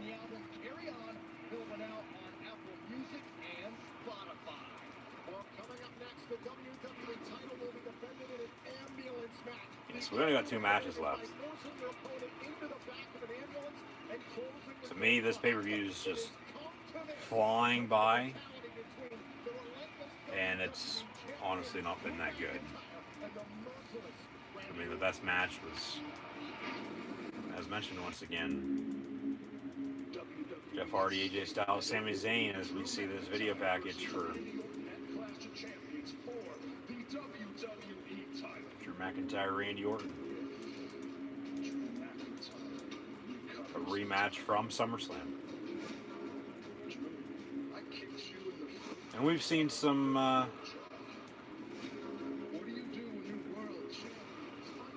highlights from, as we're seeing once again, along with having live reactions on the past few Mondays or so what's actually been going on in this feud. So, I mean, they add it into an ambulance match just to up it a little bit to give people a reason to watch, rather than just a single regular WWE title match that no one's going to care about, especially a rematch a month later.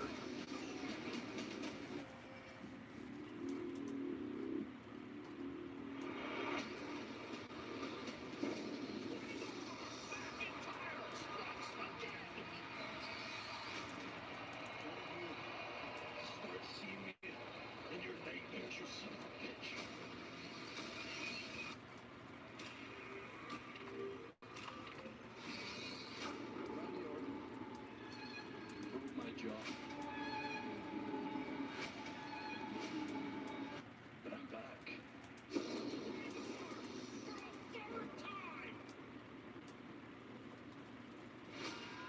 Noodles, ticket rides and ambulances recently. Because of the First down, WWE Packers. Wasn't appropriate. But the next thing we could hear. Out around midfield, 1st and 10. Ball 48 officially. 7-3 Saints as we near the end of the first. Rogers out of the gun, toss, top of your screen. Stiff arm, about 6 yards on the pickup. Flag comes in late. Probably for a face mask. World title match, and I don't plan on doing so anytime soon. This represents different things. My foot, teeth. The Viper still looking to become 14-time WWE champion. Totally forgot about that. We'll see how it shakes out. I'm not going to be mad either way. Just hopefully it's a good match.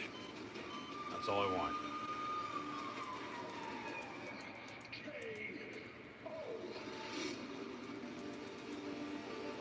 Does Orton hit an RKO on the top of the ambulance, or does Drew get in the back of the ambulance and then hit Orton with a Claymore kick ringside coming out of the ambulance? In this match, the only way to win is to put your opponent in the ambulance and close both doors. Only way to win, put your opponent in the ambulance and shut both back doors. And once you officially get in that ambulance, yeah, you'll probably be hearing voices in your head as Randy Orton does all the time, as they'll be taking you to the hospital in a losing effort. This matchup, this environment is perfect for the Viper. Anything goes. Anything in the imagination of Randy Orton is possible in order to capture a WWE Championship. Orton walking down the ramp now, jumps off, going over to the ambulance. There's only one ambulance, and it's set up in the normal spot there, off to the side. How much you want to bet Drew's inside right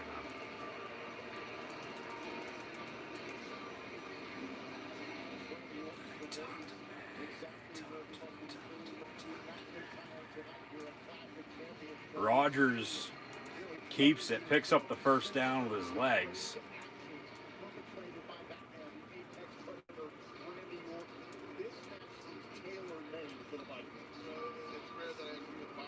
Yeah, good decision. Wide open over the middle and no one open downfield. Might as well tuck it and run, pick the first down. Use the full breadth of his ability to torture his opponent.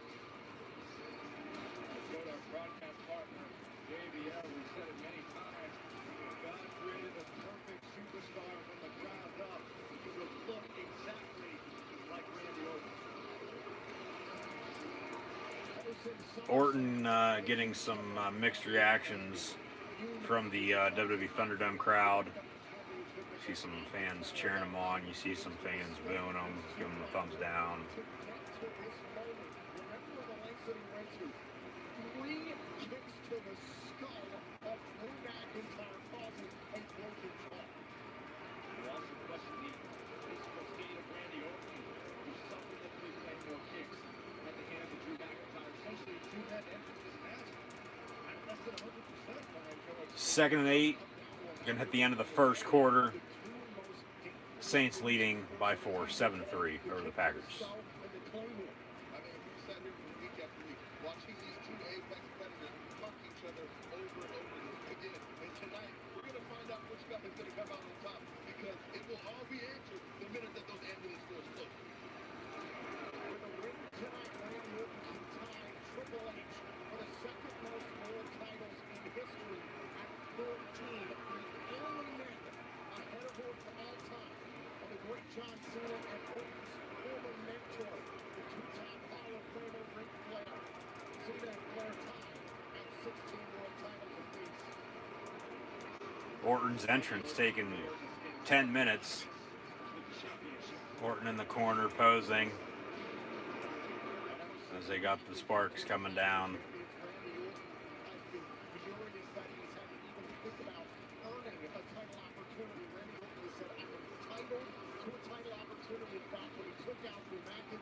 Randy Orton claimed the WWE should have just handed Orton the WWE title. This is what Randy Orton wanted. This stage, this scene, this opportunity to capture that 14th world title.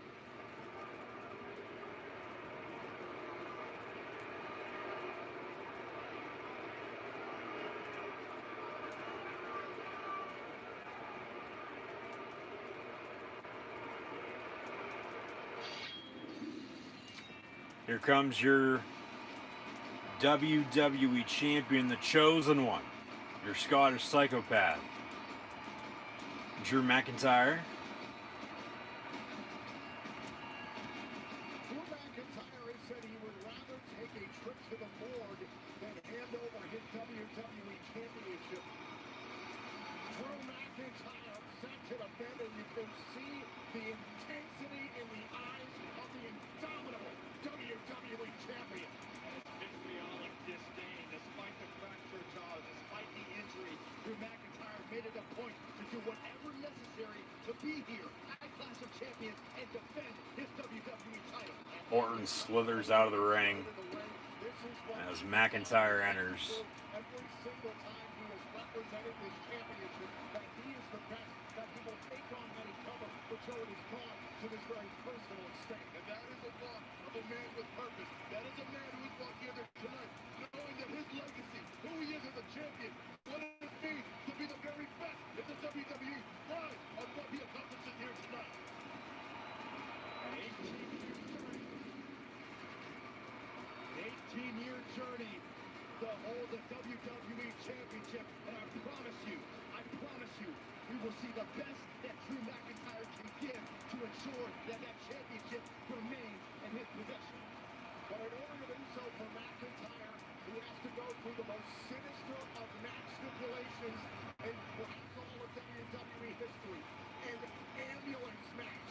The only way to win it is to force Over under 20 minutes. the ambulance and close both doors. But this has been a hallmark of Drew McIntyre's championship reign. He has met all comers on all battlefields.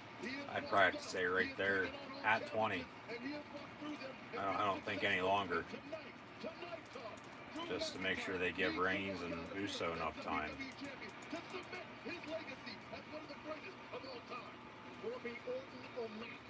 Not unless they're going to go to 10 o'clock and give this like a 30, 35 minute before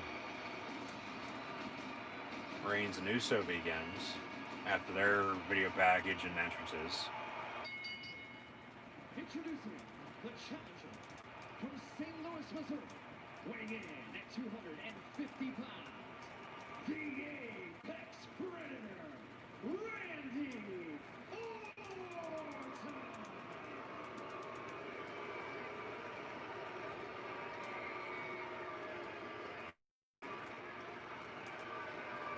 First ambulance match in quite a while, Weighing in at 265 pounds, especially for a title. the on pay-per-view. So Orton and McIntyre being introduced. Drew has like a burn or a mark of some sorts on his right forearm. Don't be shocked if there's blood gushing out of there at any point in time during this match.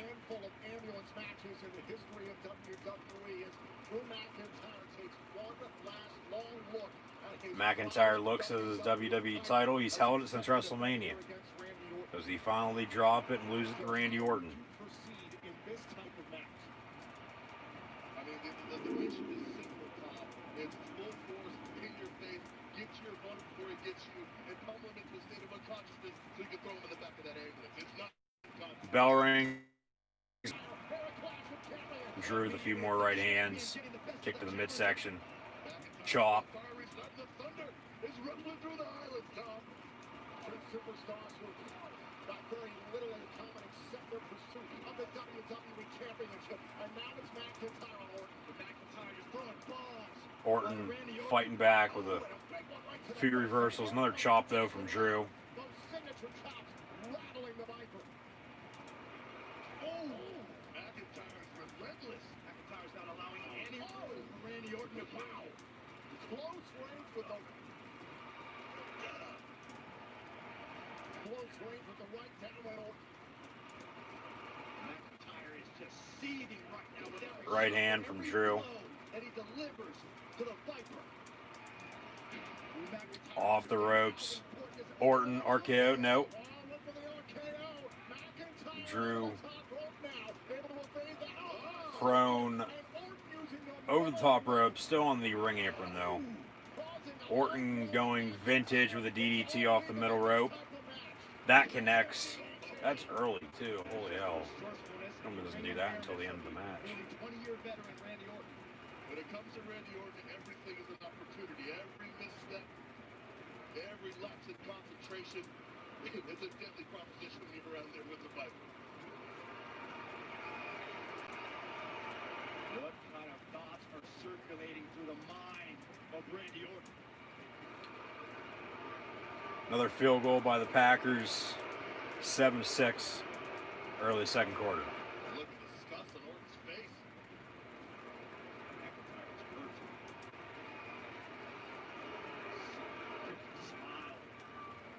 McIntyre's really hurt.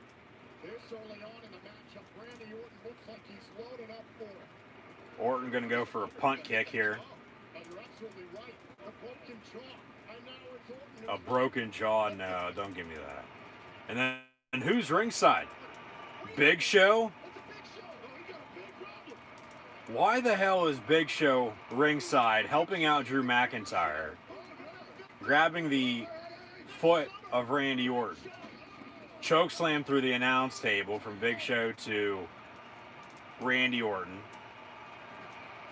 And it's an ambulance match, so no disqualification.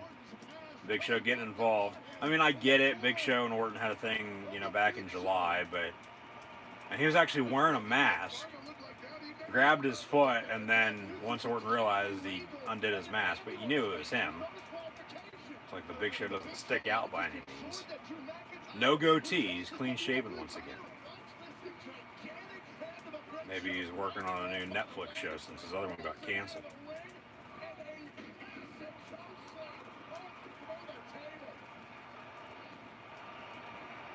Who else is going to come out now? Does McIntyre have a little army of He's got that knowing smile, Byron. McIntyre knows that Randy Orton. some of Randy Orton's? There is a sadistic side of Drew McIntyre that I feel we'll see come out tonight. Drew just threw Randy face first off the top of the barricade.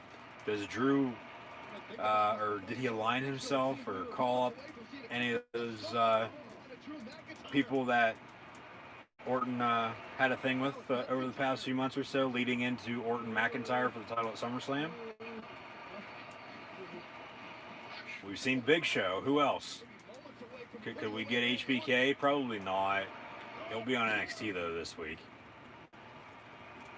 Drew McIntyre taking a page out of his own little sadistic playbook here. You have to be that, Joe. You have to go to that dark place. You know, Randy Orton has no problem doing it, and we'll see Drew McIntyre do the same thing. And now looking to dissect the Viper. You call that doing the dirty work on the small joints, Tom. And Drew McIntyre beginning to march Randy Orton closer and closer to the ambulance. Oh, man, but sent into the barricade. As we march closer to the ambulance, Drew McIntyre taking every moment to punish. I doubt we'll see Ric Flair either.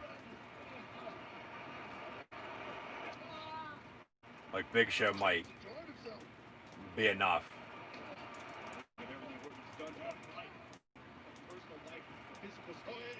Not unless they're going to have either Edge or Christian come out. Edge would get a big paw. Oh, he's back already, like, you know, and then cost Orton the match. And then have Edge McIntyre for the title. Or maybe Edge helps out Orton. Going back to Backlash. And then, you know, we get Edge Orton then for the title. McIntyre grabbing a few crutches now from the ambulance, as they're by the ambulance now. No doors open just yet. Now a red steel chair. A red steel chair. I think I've ever seen a red steel chair in the WWE that has a medical logo on it.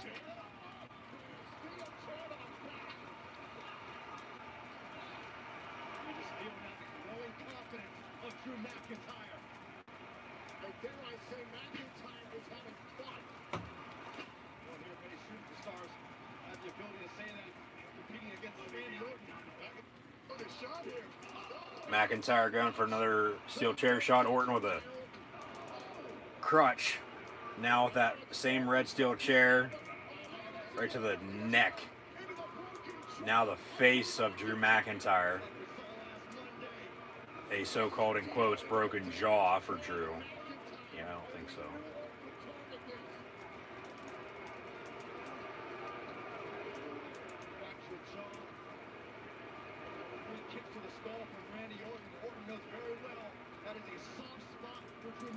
Orton now opens the one door, the right door of the ambulance.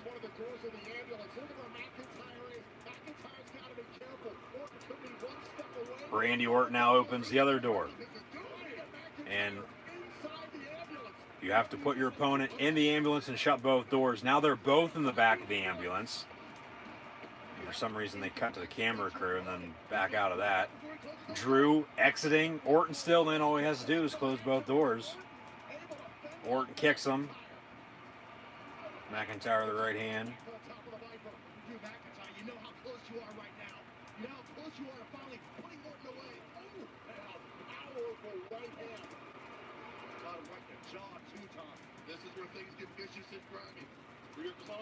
Nice uppercut from Randy.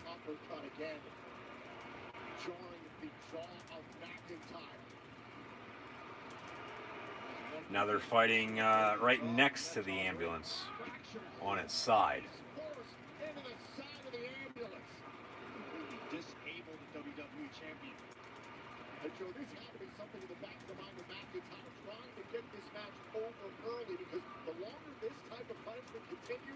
And now Randy opening up the driver's side door of the ambulance. I wonder if there's keys in it and it'll back it up and run him over.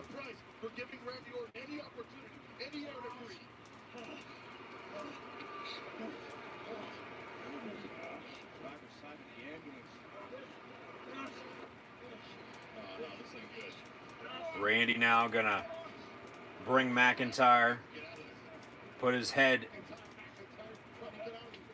actually, and then Glasgow kiss, a headbutt from Drew to Randy. Orton spits up some spit, and now he sits down. All Drew has to do now is get up and slam the front door shut right in the face of Randy Orton. Or, hey, yeah, get up. We're gonna Claymore kick you, and or Randy might move out of the way and he might Claymore kick the window out, or just kick the door right off its hinges. And of course they they messed with that beforehand. But Orton does, in fact, move out of the way. Claymore kick takes the ambulance door off. Watch this again. Drew McIntyre's going for the Claymore.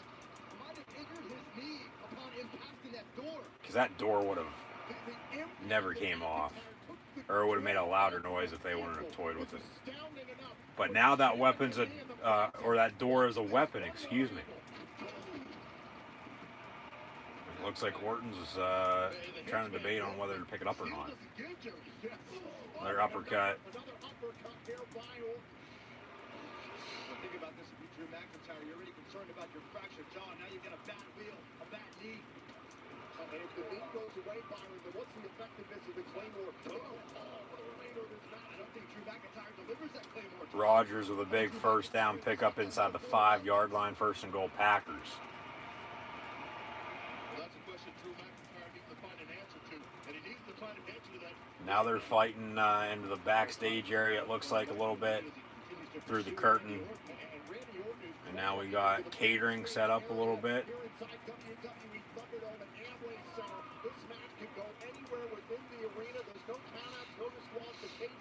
And Orton now sitting in an office chair, just riding around. A few right hands from Drew. So they'll end up fighting all over the damn place now before going back out and getting into the back of the ambulance for the finish.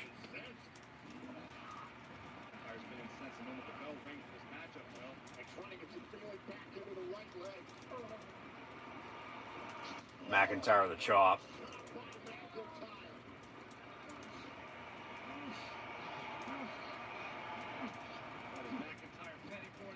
Orton gonna reverse. Throw Drew right into the wall. Touchdown Packers. And here comes Christian. All right, Christian getting some revenge now too on Randy Orton. Christian out of nowhere, coming back. So Edge has to be next. Edge has to be next.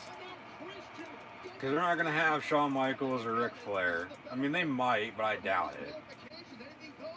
You've already had Big Show, and then you have Edge. That would be big. That would sort of, I don't know. Wouldn't necessarily say save the show by any means, but it'd get people talking. Extra point up and good. Green Bay leads 13-7. Interruption, this unexpected interference. considering the damage done to the knee, the right knee of McIntyre, and of course the broken jaw came at a timely moment. And now it's McIntyre trying to take advantage against the legend killer. Right hand from Drew. Hashtag ambulance match when you share on social media.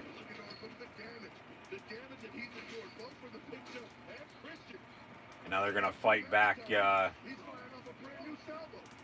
into the Thunderdome by the entrance. Orton now on the hood of the ambulance.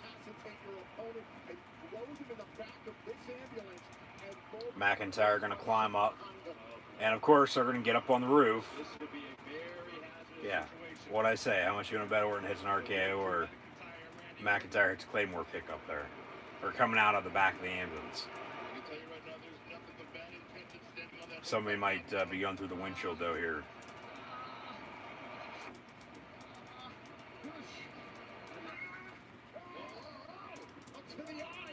Orton reversing, losing balance.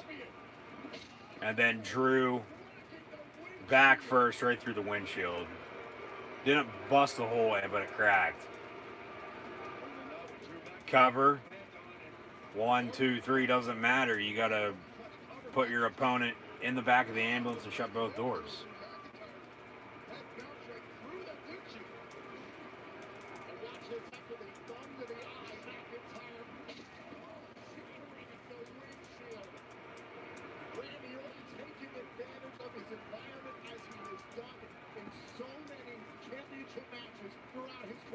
Yeah, where's Edge at? We want Edge.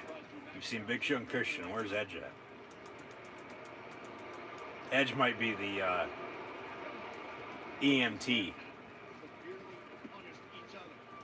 McIntyre is sending to the top of the ambulance. Right now, he's trying to put some distance between himself and Randy Orton. Both men have Now they're fighting up towards the roof. in this ambulance match. Being on top of this ambulance, this situation can only get worse. That windshield of mine. Right hand from Orton. Randy Orton with these rights, and McIntyre now on the roof of the ambulance. Viper about to join him in that quest. And look at the back, Joe. You mentioned it just a moment ago, the windshield. You can see the lower left part of the back of McIntyre. The damage done. Orton with a kick right to the midsection. They're on the roof of the ambulance right now. Seeing Randy Orton and Drew McIntyre on top of the ambulance. Orton gonna go for an RKO here, it looks like. Standing high on top of this ambulance is seeing what is being done to the back of Drew McIntyre by Randy Orton. The champ's fighting back. Oh, and a knee to the face.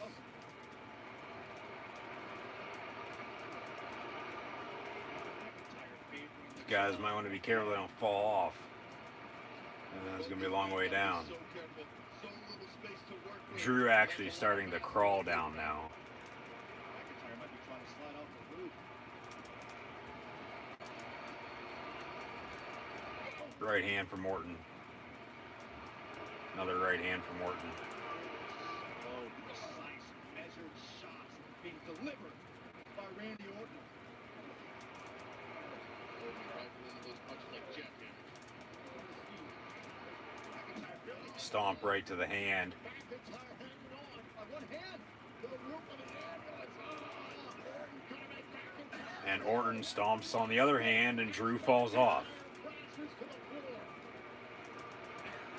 And look at the face of Orton. Look how satisfied he is with himself. Sick and twisted satisfaction. Remember, Randy Orton still has to get Drew McIntyre inside the ambulance and shut both doors.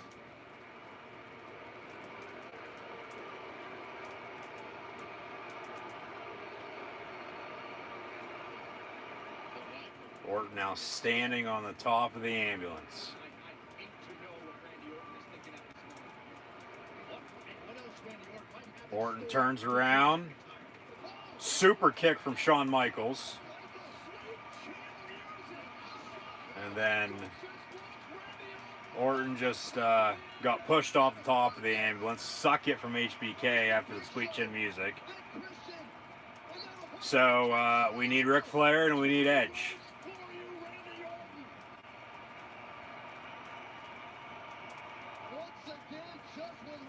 So Shawn Michaels used a ladder to climb up top. And then they show him actually climbing back down. And then Orton was pushed off, went through a table or something ringside, or next to the ambulance. So now they're both down and out. So we need HBK, or we just had HBK. We need Ric Flair, but he's not going to put him in the sharpshooter. But we need Edge. We need Edge. We need Edge hitting him with a spear.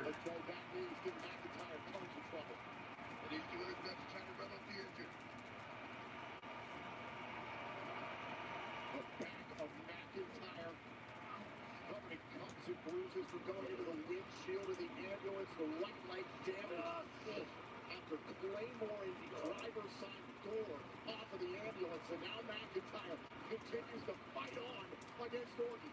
McIntyre marching towards the ambulance. McIntyre now has Orton up on his shoulders. Orton trying to fight back. Orton RKO. Right on the floor. Right behind the ambulance.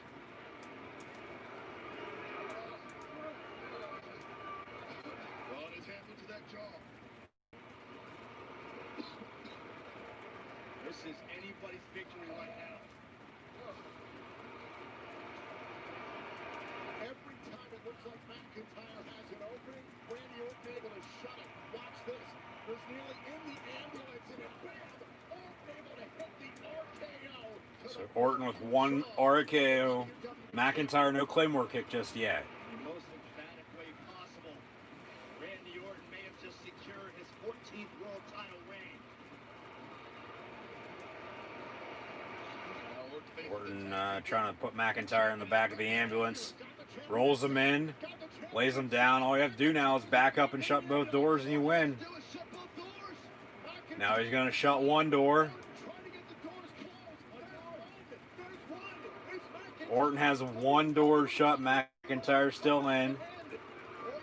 Here comes the other door. And Drew McIntyre does, in fact, get his hand through. Holding the door. Fighting back. Drew did hit a Claymore kick on the driver's side door, but not on Randy Orton. Orton with an RKO a moment ago. And now here we are. One door shut, but match continues. You need both doors shut to win. And then they'll turn the ambulance lights on and drive off.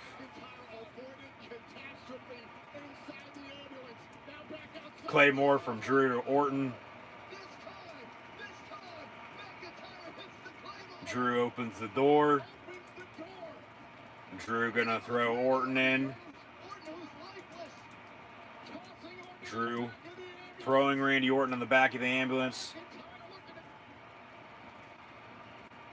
And now he doesn't shut the door just yet. He's gonna pull him back out. Is he gonna hit one of his own punt kicks to the head of Randy Orton? Or maybe another Claymore kick. A Claymore punt kick, if you will. Actually, a punt kick. McIntyre to Orton. McIntyre, one door, two doors. Drew McIntyre defeats Randy Orton and retains his WWE Championship tonight at Clash of Champions. Good match. A lot of people are going to be mad that Drew retained, but, you know, he's still the chosen one. He's still the Scottish Psychopath. He's a very, very good WWE champion. Orton will probably go to SmackDown, I bet. Or Drew, hell, he could go to SmackDown as the WWE champ, and then they could bring Roman over as Universal champ and put him on Raw. Bring back the old red Universal title. Ambulance lights come on. Hey, take him away. As Drew bangs on the back of the doors.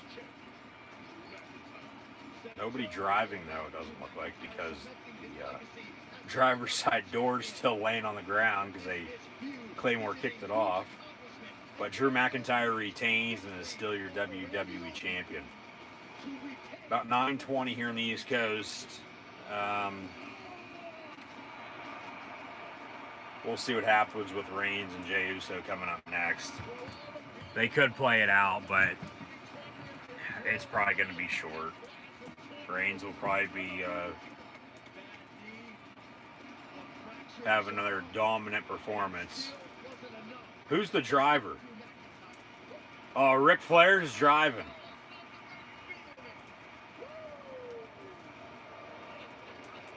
The ambulance driving, kiss stealing, wheeling dealing, son of a gun, Ric Flair driving away with Randy Orton in the back. Drew McIntyre still your WWE champion.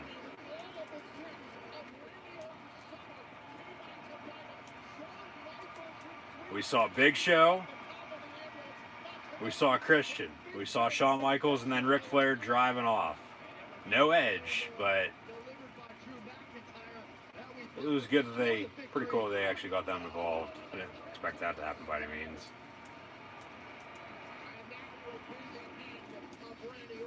Drew McIntyre, still your WWE champ, following his ambulance match victory over the Viper. The Legend Killer no more, Randy Orton, with Ric Flair driving him off.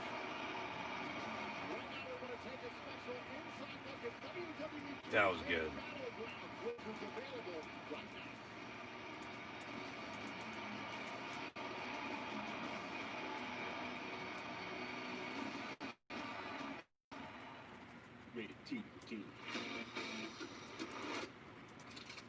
And now the new WWE Battlegrounds. No longer a pay-per-view, but a game that we can all enjoy. I don't know anybody who's played it by any means as of yet, but I think people were mad when we first heard about this with no more 2K. But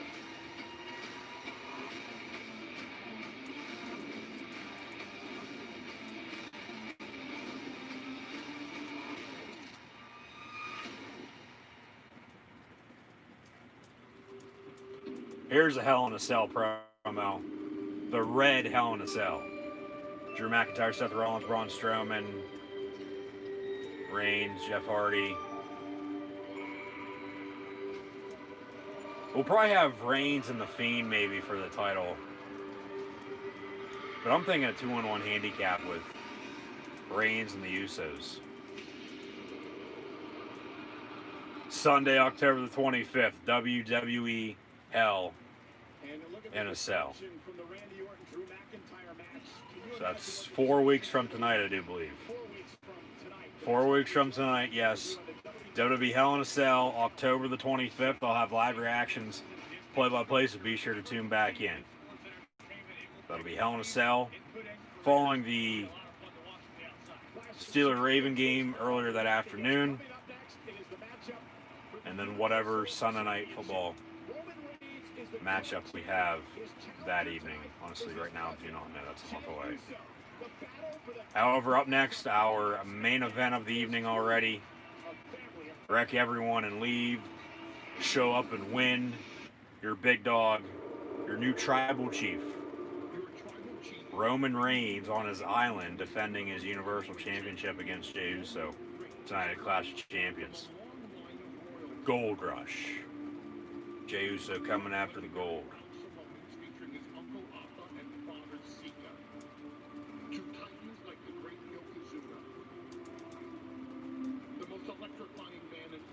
If you smell, oh my God.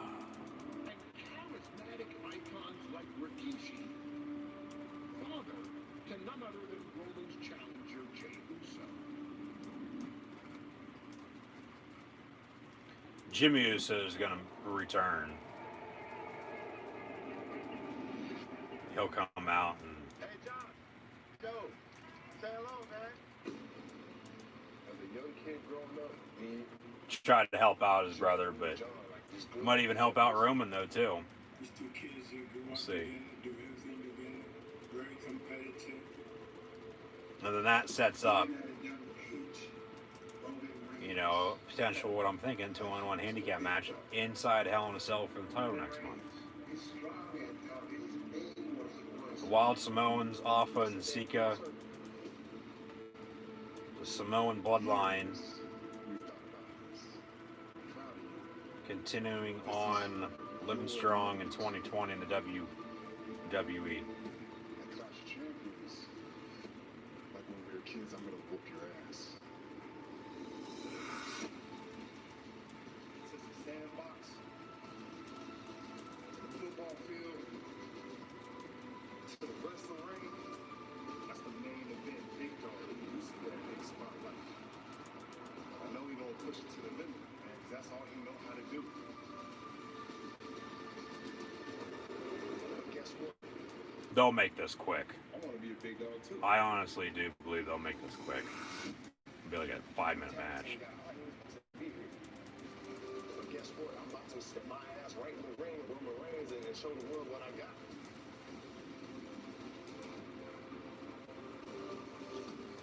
Video package continues. It's gonna be cousin versus cousin. Been a It's gonna be alright show. Not been it's gonna that great. I mean, it hasn't been like very bad, but it's not that good either. Like, it's been somewhat bad. with a few good matches.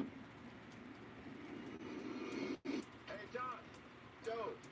Say hello, man. Roman stood tall, though, on SmackDown with the attack. Roman's not losing to Jey Uso, of all people, though. Especially for the title. If it was a non-title match, that'd be different. There's no way in hell Roman Reigns loses. No way in hell.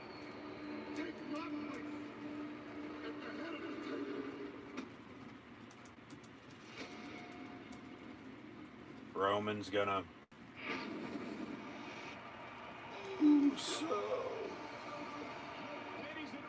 show up and win.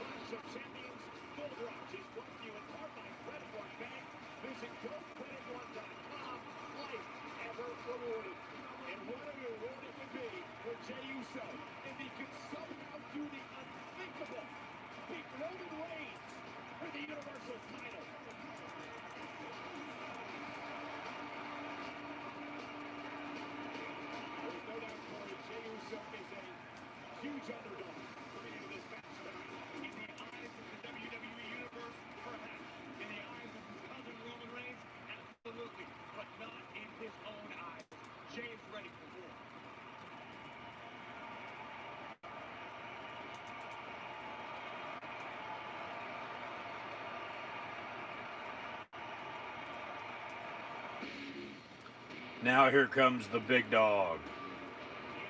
Your tribal chief. Your WWE Universal Heavyweight Champion of the world. Roman Reigns, and he's sort of got a new look. He's not wearing a vest tonight. He's still wearing his Shield pants, but no vest. Or no wreck everyone and leave or show up and win t-shirt.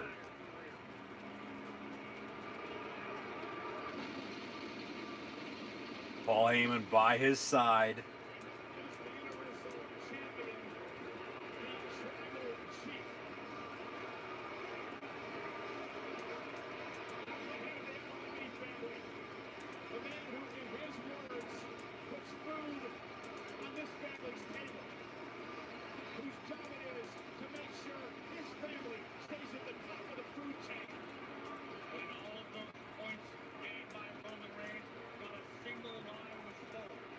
Reigns and Heyman walking down the aisle now to the ring. Looking very, very cocky tonight. As if he knows he's going to win. They might drag this out though too. I mean, it's 9:30. Give it some time. We might go to 10 o'clock. Quarter till 10 maybe, hopefully. This seems like this pay-per-view's been dragging on. Reigns actually showing off his new back tattoo too that he got. Roman Reigns flanked, of course, by the special counsel to the tribal chief, Paul Heyman. There's no denying Mr. Heyman's credentials. He has managed winners for 20 years now.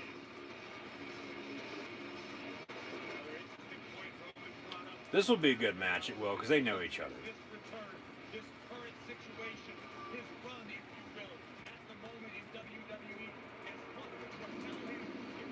I just feel like they just want Roman to look as strong as possible and just beat the hell out of him. And that's not a prediction. That's a spoiler.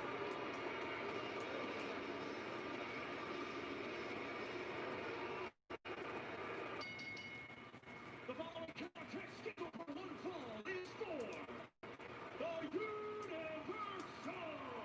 Championship. Hashtag Universal Title when you share social media. Like, follow, and subscribe. Like, links in the description below. The thumbs up button. Chat questions and comments. Super chats, super stickers. Always greatly appreciated as well.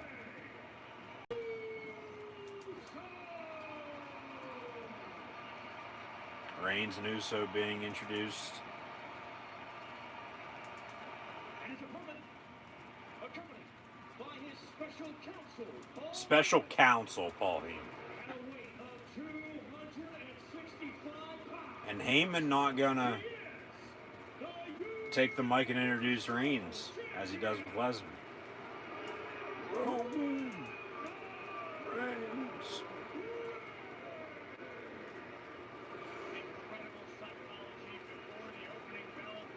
Roman reigning on SmackDown. He's reigning so far tonight at Clash of Champions. He's gonna win. Give me that. He's gonna lose. Reigns will win by a mile. Corey, what could be going through the mind of Jey Uso? We saw him muttering to himself before. The butterflies must be huge. Jey Uso right now is very likely feeling overwhelmed. I know that Jey has prepared his whole career. This is going to be Reigns' first full single championship match in quite some time. It's been tag team action on SmackDown as of late. Yes, after he returned at SummerSlam, a week later at Payback, he was in the triple threat, but he didn't show up until both The Fiend, Bray Wyatt, and who we haven't seen tonight, we might see him at the end of this, who knows. That will set up Reigns and The Fiend for Hell in a Cell, inside Hell in a Cell, which wouldn't be a bad match. They lock up middle of the ring, but Reigns would probably still win. That's what I'm saying. Jimmy Uso comes out, attacks, Reigns wins, but then we get a 2-on-1 handicap inside Hell in a Cell for the title at Hell in a Cell next month on October 25th now officially. Lil Nate, Charles Robinson, your official referee for this match as well. Family atmosphere has always been the underdog. He's the youngest, Roman the oldest, his brother Jimmy Uso, 8 minutes, born 8 minutes prior to Jey. Jey said it might as well have been 9 years. That's the situation in his family. Uso has so much to prove. Let's talk about the here and now right now. The stark contrast between these two. But Reigns didn't come out until after The Fiend and Strowman broke the ring, music hit, signed the contract on the top of the stage, through the pen, came out with a steel chair, there was no holds barred, couple spears, he's your champ. And that'll be a month ago come Wednesday. I'm trying to get this too. They lock up once again, middle of the ring. They'll let this play out. It should be a good match. Never heard Michael Cole swear on commentary. At least saying ass whooping. Suplex. The point that I just made, the mistake that I just made, Jey Uso said that's what drives him. When's Lesnar coming back though too, with Heyman by Reigns' side? It's only a matter of time. To make his name for himself. Uso taking his time, looking back to Reigns. Jey trying to play mind games as well against the Universal Champion. Roman has been very calm, very upright. 5 count for Jey Uso, who's ringside. Reigns trash talking. Hey, how you gonna beat me walking around in the ring outside?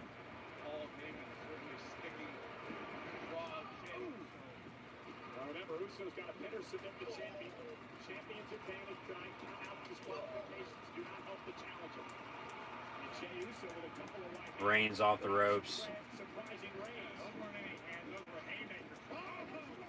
Clothesline from your tribal chief. Will he make short work of Jey Uso? 1-2 kick out at 2.5. Take a look at this. Jey Uso building speed, momentum, and the big dog brings it to a screeching halt. And did you notice, Roman, in the body language when Jey kicked out? It's almost, why did you do that, cuz? Let me just put you away and end this. I agree. And Reigns is actually working as a heel right now. Like, it's getting over because there's actually no live fans in attendance. It's all virtual. You know, so there's nobody there to actually, like, boo him as bad as what they probably would be doing right now.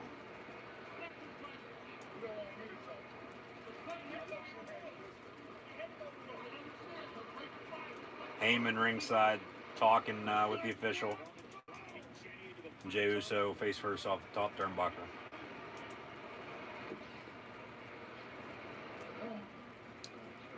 Packers lead the Saints 13-10. Breeze complete near side 45-yard line as we near halftime.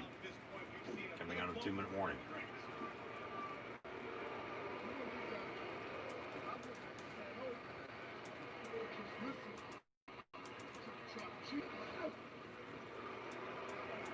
They haven't come out with any new Tribal Chief merch, have they? I don't think so.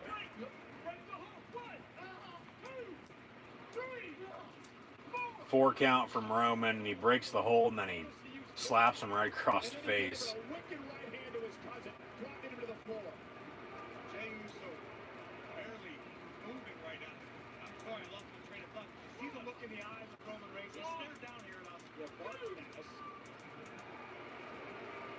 Yeah, he'd be barking at you, Michael Cole. He's the big dog. What do you expect? Steps outside the ring, taking his time in total control.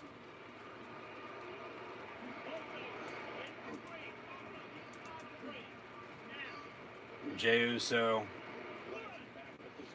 right by the barricade. There comes Reigns from behind, throwing him into the ring, it looks like. Jey Uso, right hand from Reigns. So, when you look at Jey's eyes right here in front of the table, he may realize right now, Corey, that he's in over his head. Reigns gets in the ring, breaks the count. He broke the count, started over. 1.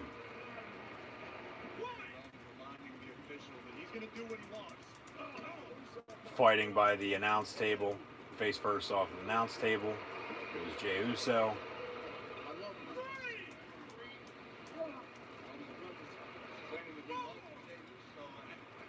Uso being rolled now back into the ring.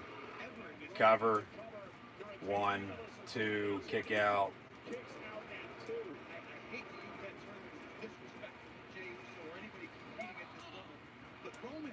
Reigns now has Uso in a headlock. I said it before when I looked at Jey's eyes when he was here on the announce table. Jey Uso looked like he was in over his head.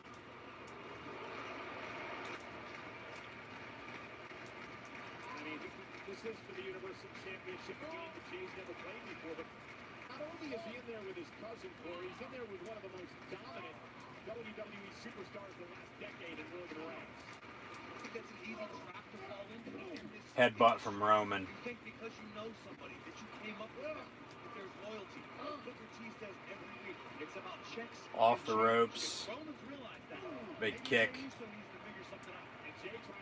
Now super kick right to the midsection. Right hand. Reigns off the ropes. Samoan drop from Jey Uso. Cover. 1, 2. Kick out by Roman.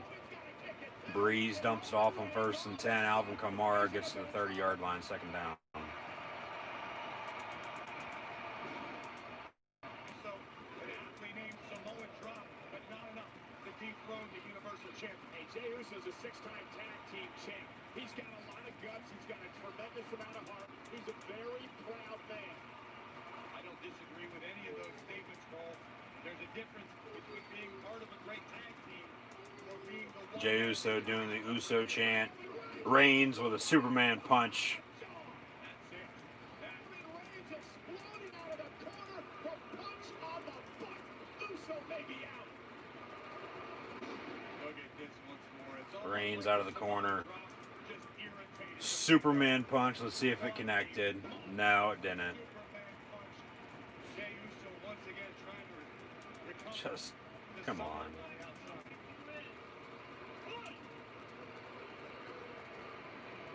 2 count for Jey Uso.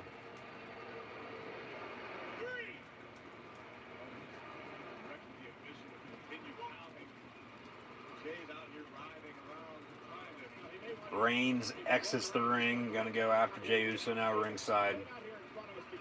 Right by the announce table once again.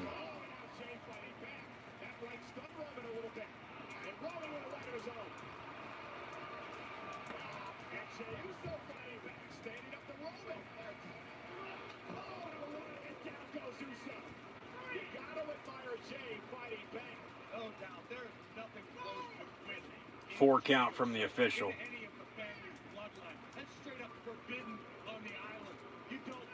That's forbidden on the island. What is this, Lost?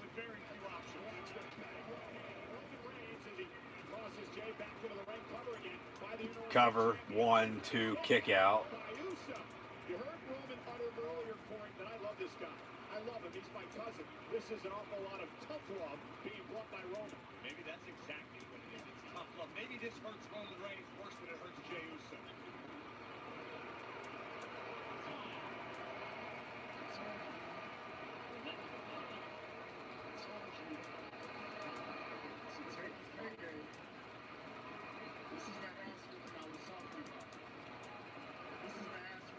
Reigns telling Lil Nate, hey, I told you, this is the ass whooping that I was talking about. Telling Jey Uso now the same thing. Headbutt. It's not really that much of an ass whooping by any means, but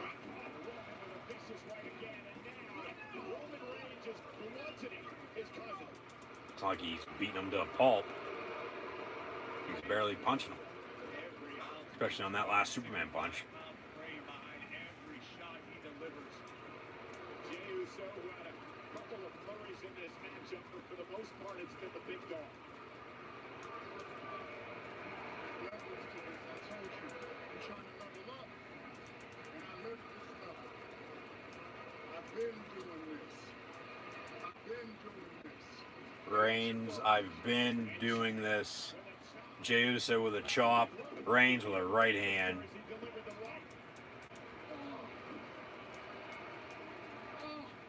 Reigns now in literal full control. You don't pay attention. That's what I've been talking about.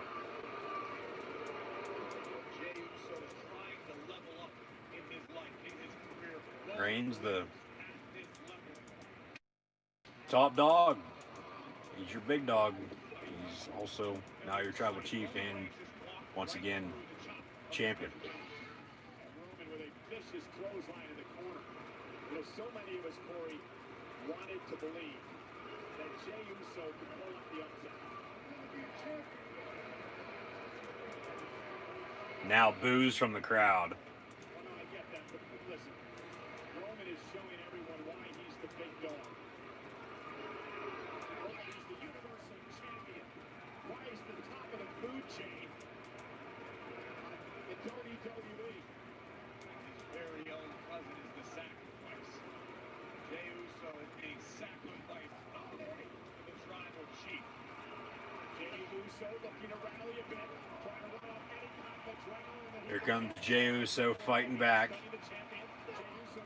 shoving Reigns into the corner, into the steel post. Shoulder first. Jey Uso showing signs of life. And Jey somehow capitalized.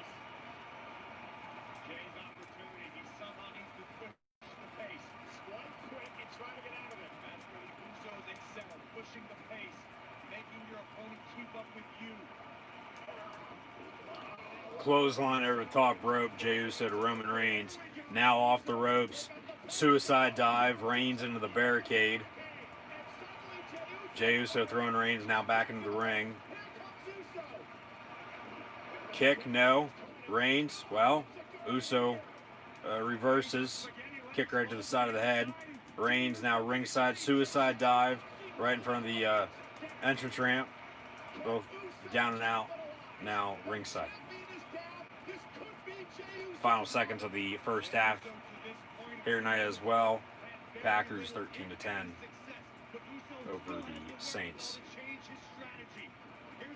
It's third down from the 10. Breeze looking to throw over the middle, caught, touchdown, New Orleans. Emmanuel Sanders.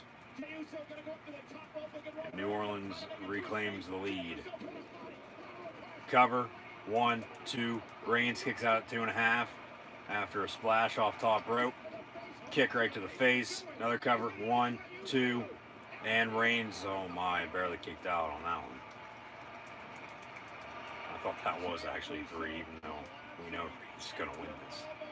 Like, did he forget to kick out, or did they mess up the call again?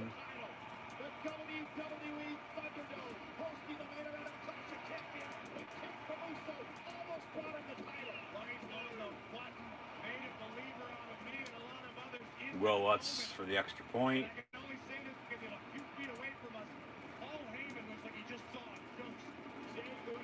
That looking good. 17-13. New Orleans on top of Green Bay.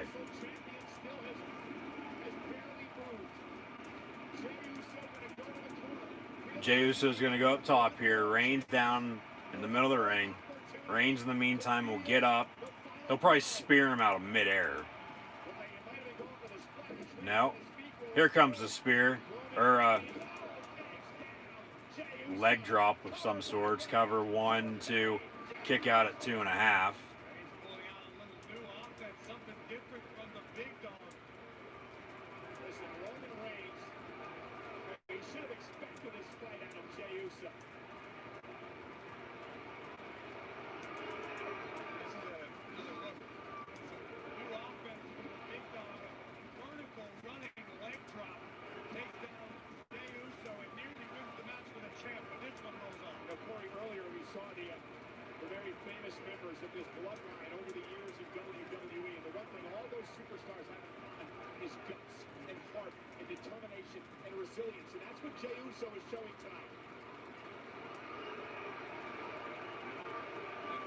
Reigns does look to be in good shape.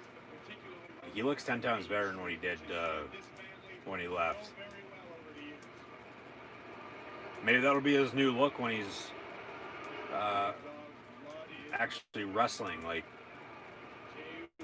single-wise, for whether it be a championship or not. Spear, no. Quick roll from Jey Uso, 1, 2. Reigns kicks out. Super kick. Jey Uso going to go up top. Do you believe in miracles? It's not 1980. Cover, 1, 2, and Reigns kicks out once again.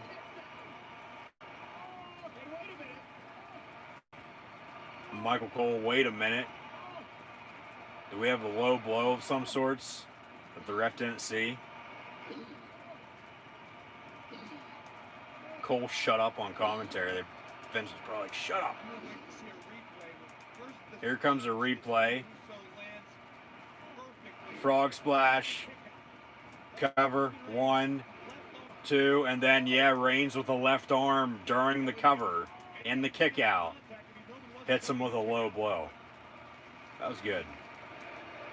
This is awesome, Chance. This actually is a good match. Like I told you, the triple threat ladder match in the Continental title, McIntyre, Orton, along with this Universal Championship match with the big dog, Roman Reigns, and his own blood cousin and Jey Uso. Your best 3 matches of the night in that very order. Spear from Reigns. Cover, no.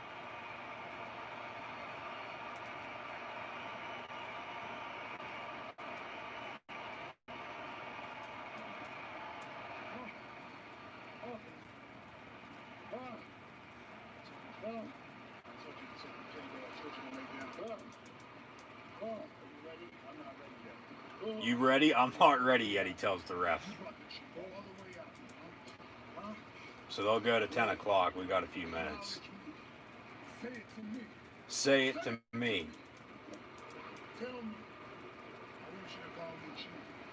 Call me Chief. Acknowledge me as your chief.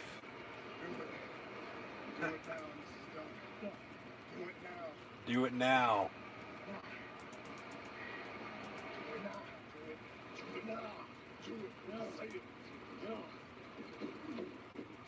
Reigns with another spear off the ropes. He's not done just yet.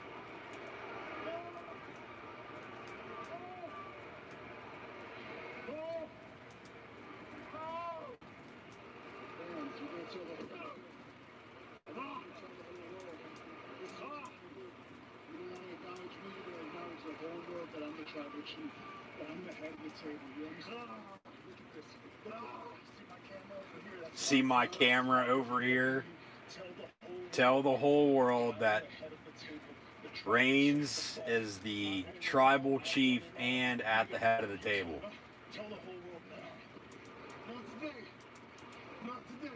Not today.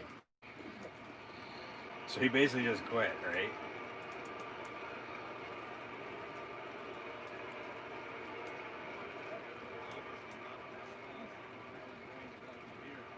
Yeah, he basically just quit. You are my tribal chief, says Paul Heyman.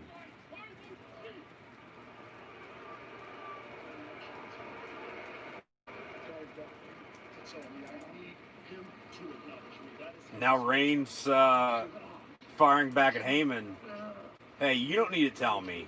He needs to tell me. Jey Uso needs to tell me that I'm his tribal chief. I'm the head of the table.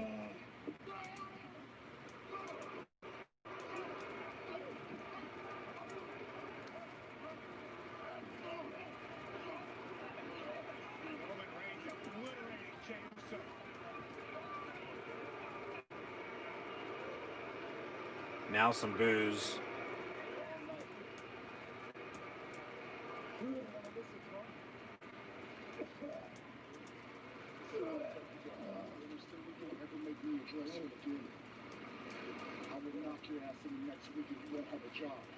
Reigns telling Lil Nate he's going to knock his ass in the next week and he's not going to have a job.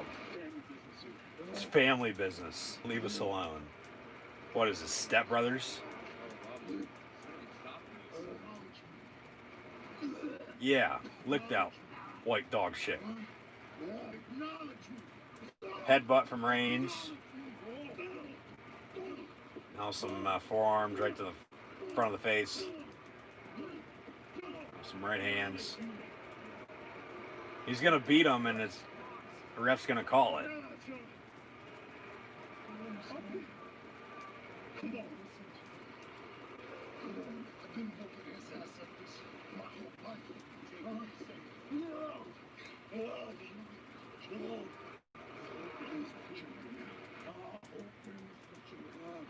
Our whole family is watching. Tell them. More boos.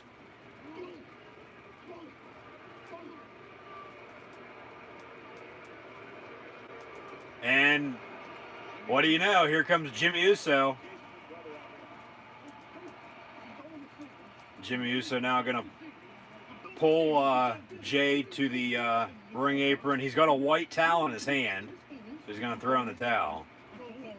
He's got some cornrows and a bandana. Is he a part of the inner circle in AEW now?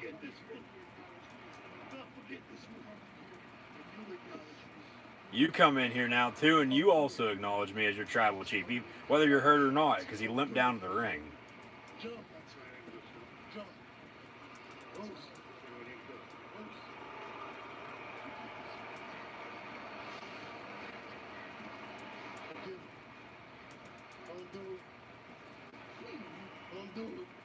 Jey Uso telling Jimmy not to throw on the white flag, the white towel, to call it quits.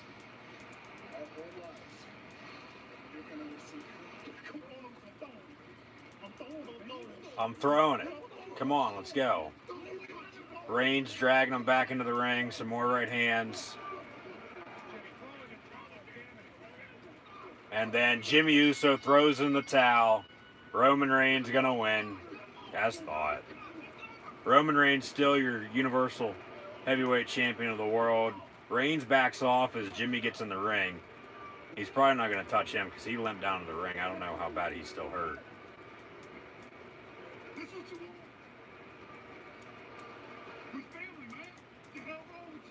Yeah, we're family. What the hell's wrong?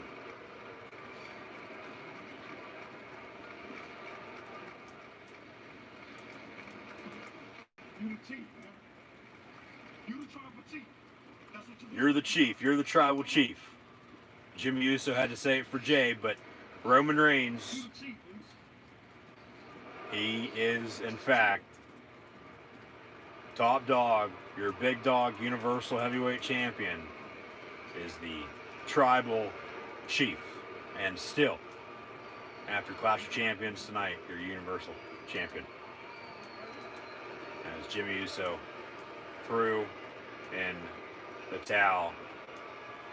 And then Reigns gonna get draped in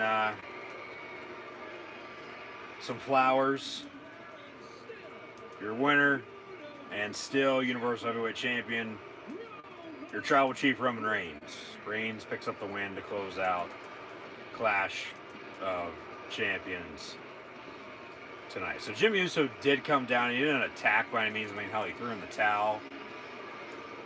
Depending on if he's healthy or not, I mean, they could still do a 2-on-1 handicap match at Hell in a Cell next month. You might as well go back to the Fiend and the Chief. Closing credits, Clash of Champions. That'll do it. About a 3-hour pay-per-view. And it's 10 o'clock now. Reigns victorious. We'll see what happens on SmackDown come Friday night. I'm not going to be shocked if it is Reigns and The Fiend at WWE Hell in a Cell, inside Hell in a Cell for the Universal Championship. That would be a good feud for the next month. Give me the chief, your tribal chief, your Universal Heavyweight Champion of the world, your big dog, if you will, Roman Reigns against The Fiend Bray Wyatt for the championship at Hell in a Cell. Top 3 matches, as thought, coming in, were your top 3 matches overall. Jeff Hardy, AJ Styles, Sami Zayn solo show. That kicked off the night. That was the best match of the evening by far. Sami Zayn, your new undisputed Intercontinental Champion. Still and new IC champ, as he never lost his title. Drew McIntyre, still your WWE champion, defeating Randy Orton in tonight's ambulance match that saw the Big Show, Christian, Shawn Michaels, and Ric Flair get revenge on the Viper, the returning legend killer that is no more, Randy Orton, as Ric Flair drove off, driving the ambulance with Randy Orton in the back as McIntyre picked up the win. Flair, your new ambulance driving, kiss stealing, wheeling, dealing son of a gun. Reigns, still your Universal Heavyweight Champion of the world, as thought, defeating Jey Uso, Jimmy Uso throwing in the white towel. We got Asuka, Zelina Vega for the Raw Women's title, Asuka retained. We were supposed to get Bayley, Nikki Cross. However, Nikki Cross, Nia Jax, and Shayna Baszler were pulled from tonight's event for precautionary measures. So we didn't get Nia Jax, Shayna Baszler versus the Riot Squad for the women's tag team titles. However, we did get Bayley versus Asuka, as it was basically an open challenge after a Bayley promo. And then Asuka won by DQ, but Bayley retained her championship before Sasha Banks made a return with an attack from behind with a steel chair. Street Profits, still your Raw Tag Team Champions, along with Cesaro and Shinsuke Nakamura, so they're SmackDown Tag Team Champs. And then Bobby Lashley defeat Apollo Crews to continue his United States Championship reign as part of the Hurt Business on Monday Night Raw. So Bobby Lashley defeating Apollo Crews. And then a few injuries. Reportedly Angel Garza injured. Jimmy Uso still injured, of course. We saw that, him limping down. They didn't touch him as he just threw in the towel. We'll see what happens with a few of these superstars that were active tonight, along with the rest of the roster on Raw, NXT and SmackDown for that matter. As we had breaking news, the upcoming WWE Draft will in fact be beginning on Friday night, October the 9th, on Friday Night SmackDown, and then we'll continue the following Monday night on Monday Night Raw. Monday night, October the 12th, I'll have live reactions play of both of those as well. Very well, as mentioned, could have a predictions for that. Don't know just yet, but keep an eye out. Be sure to subscribe, like, follow, and subscribe on social media. That's the best way to stay up to date. And then also they announced WWE Hell in a Cell for Sunday night, October the 25th. So I'll have live reactions, play of that too. However, next Sunday, after more live reactions, play tomorrow night with the Chiefs Ravens. Your tribal chief in Kansas City, Patrick Mahomes, taking on last year's NFL MVP in Lamar Jackson. Your past two NFL MVPs on Monday night, tomorrow night on ESPN. I'll have live reactions, play-by-play, so be sure to tune in. We'll have Monday Night Football with WWE Monday Night Raw live right here on YouTube. It'll be the Kansas City Chiefs and Baltimore Ravens with Monday Night Football, and then WWE Monday Night Raw Fall Edition from Clash of Champions tonight. Wayton's followed by WWE NXT TakeOver, the next upcoming NXT TakeOver event, NXT TakeOver 31, where we'll see Finn Balor defend his NXT Championship against Kyle O'Reilly, Io Shirai, Candice LeRae for the NXT Women's Championship, Kushida and Velveteen Dream in singles competition, along with Damian Priest and Johnny Gargano for the NXT North American title. So that is what's to come in the next few weeks. Hopefully you'll tune back in. Be sure, as always, to like, follow, and subscribe on social media. Links in the description below. See everybody now tomorrow night for Monday Night Football, Chiefs, Ravens, and WWE Monday Night Raw before Steelers, Titans, WWE NXT TakeOver next Sunday, followed by the WWE Draft then the following weekend. Then about a month, a little less than a month away now, Hell in a Cell in the WWE Hell in a Cell, October the 25th. Clash of Champions tonight, an alright show. It wasn't great. It wasn't necessarily very bad, but I still thought it wasn't that good. I mean, if I had to rate it, I normally don't rate shows, probably like a 4, maybe a 5. Really only had 3 good matches, and they were all championship matches, as all the matches were tonight. It was Clash of Champions, for God's sakes. But Jeff Hardy, AJ Styles, Sami Zayn, number 1, Drew McIntyre, Randy Orton, number 2, and then Reigns and Uso, number 3, to close it out. The rest were average at best, with a few controversial finishes as well. But nonetheless, that's WWE Clash of Champions. Sami Zayn, your new Intercontinental Champion. Drew McIntyre, still your WWE Champ. And then Roman Reigns, the big dog, your Tribal Chief, is still WWE Universal Heavyweight Champion, defeating Jey Uso in tonight's main event at Clash of Champions Gold Rush, in quotes, as WWE has been saying. So that's Clash of Champions. Be sure to tune back in tomorrow night. Monday Night Football, Monday Night Raw. Next week, Steelers, Titans, NXT TakeOver 31, WWE Draft. More college football and NFL live streams as well.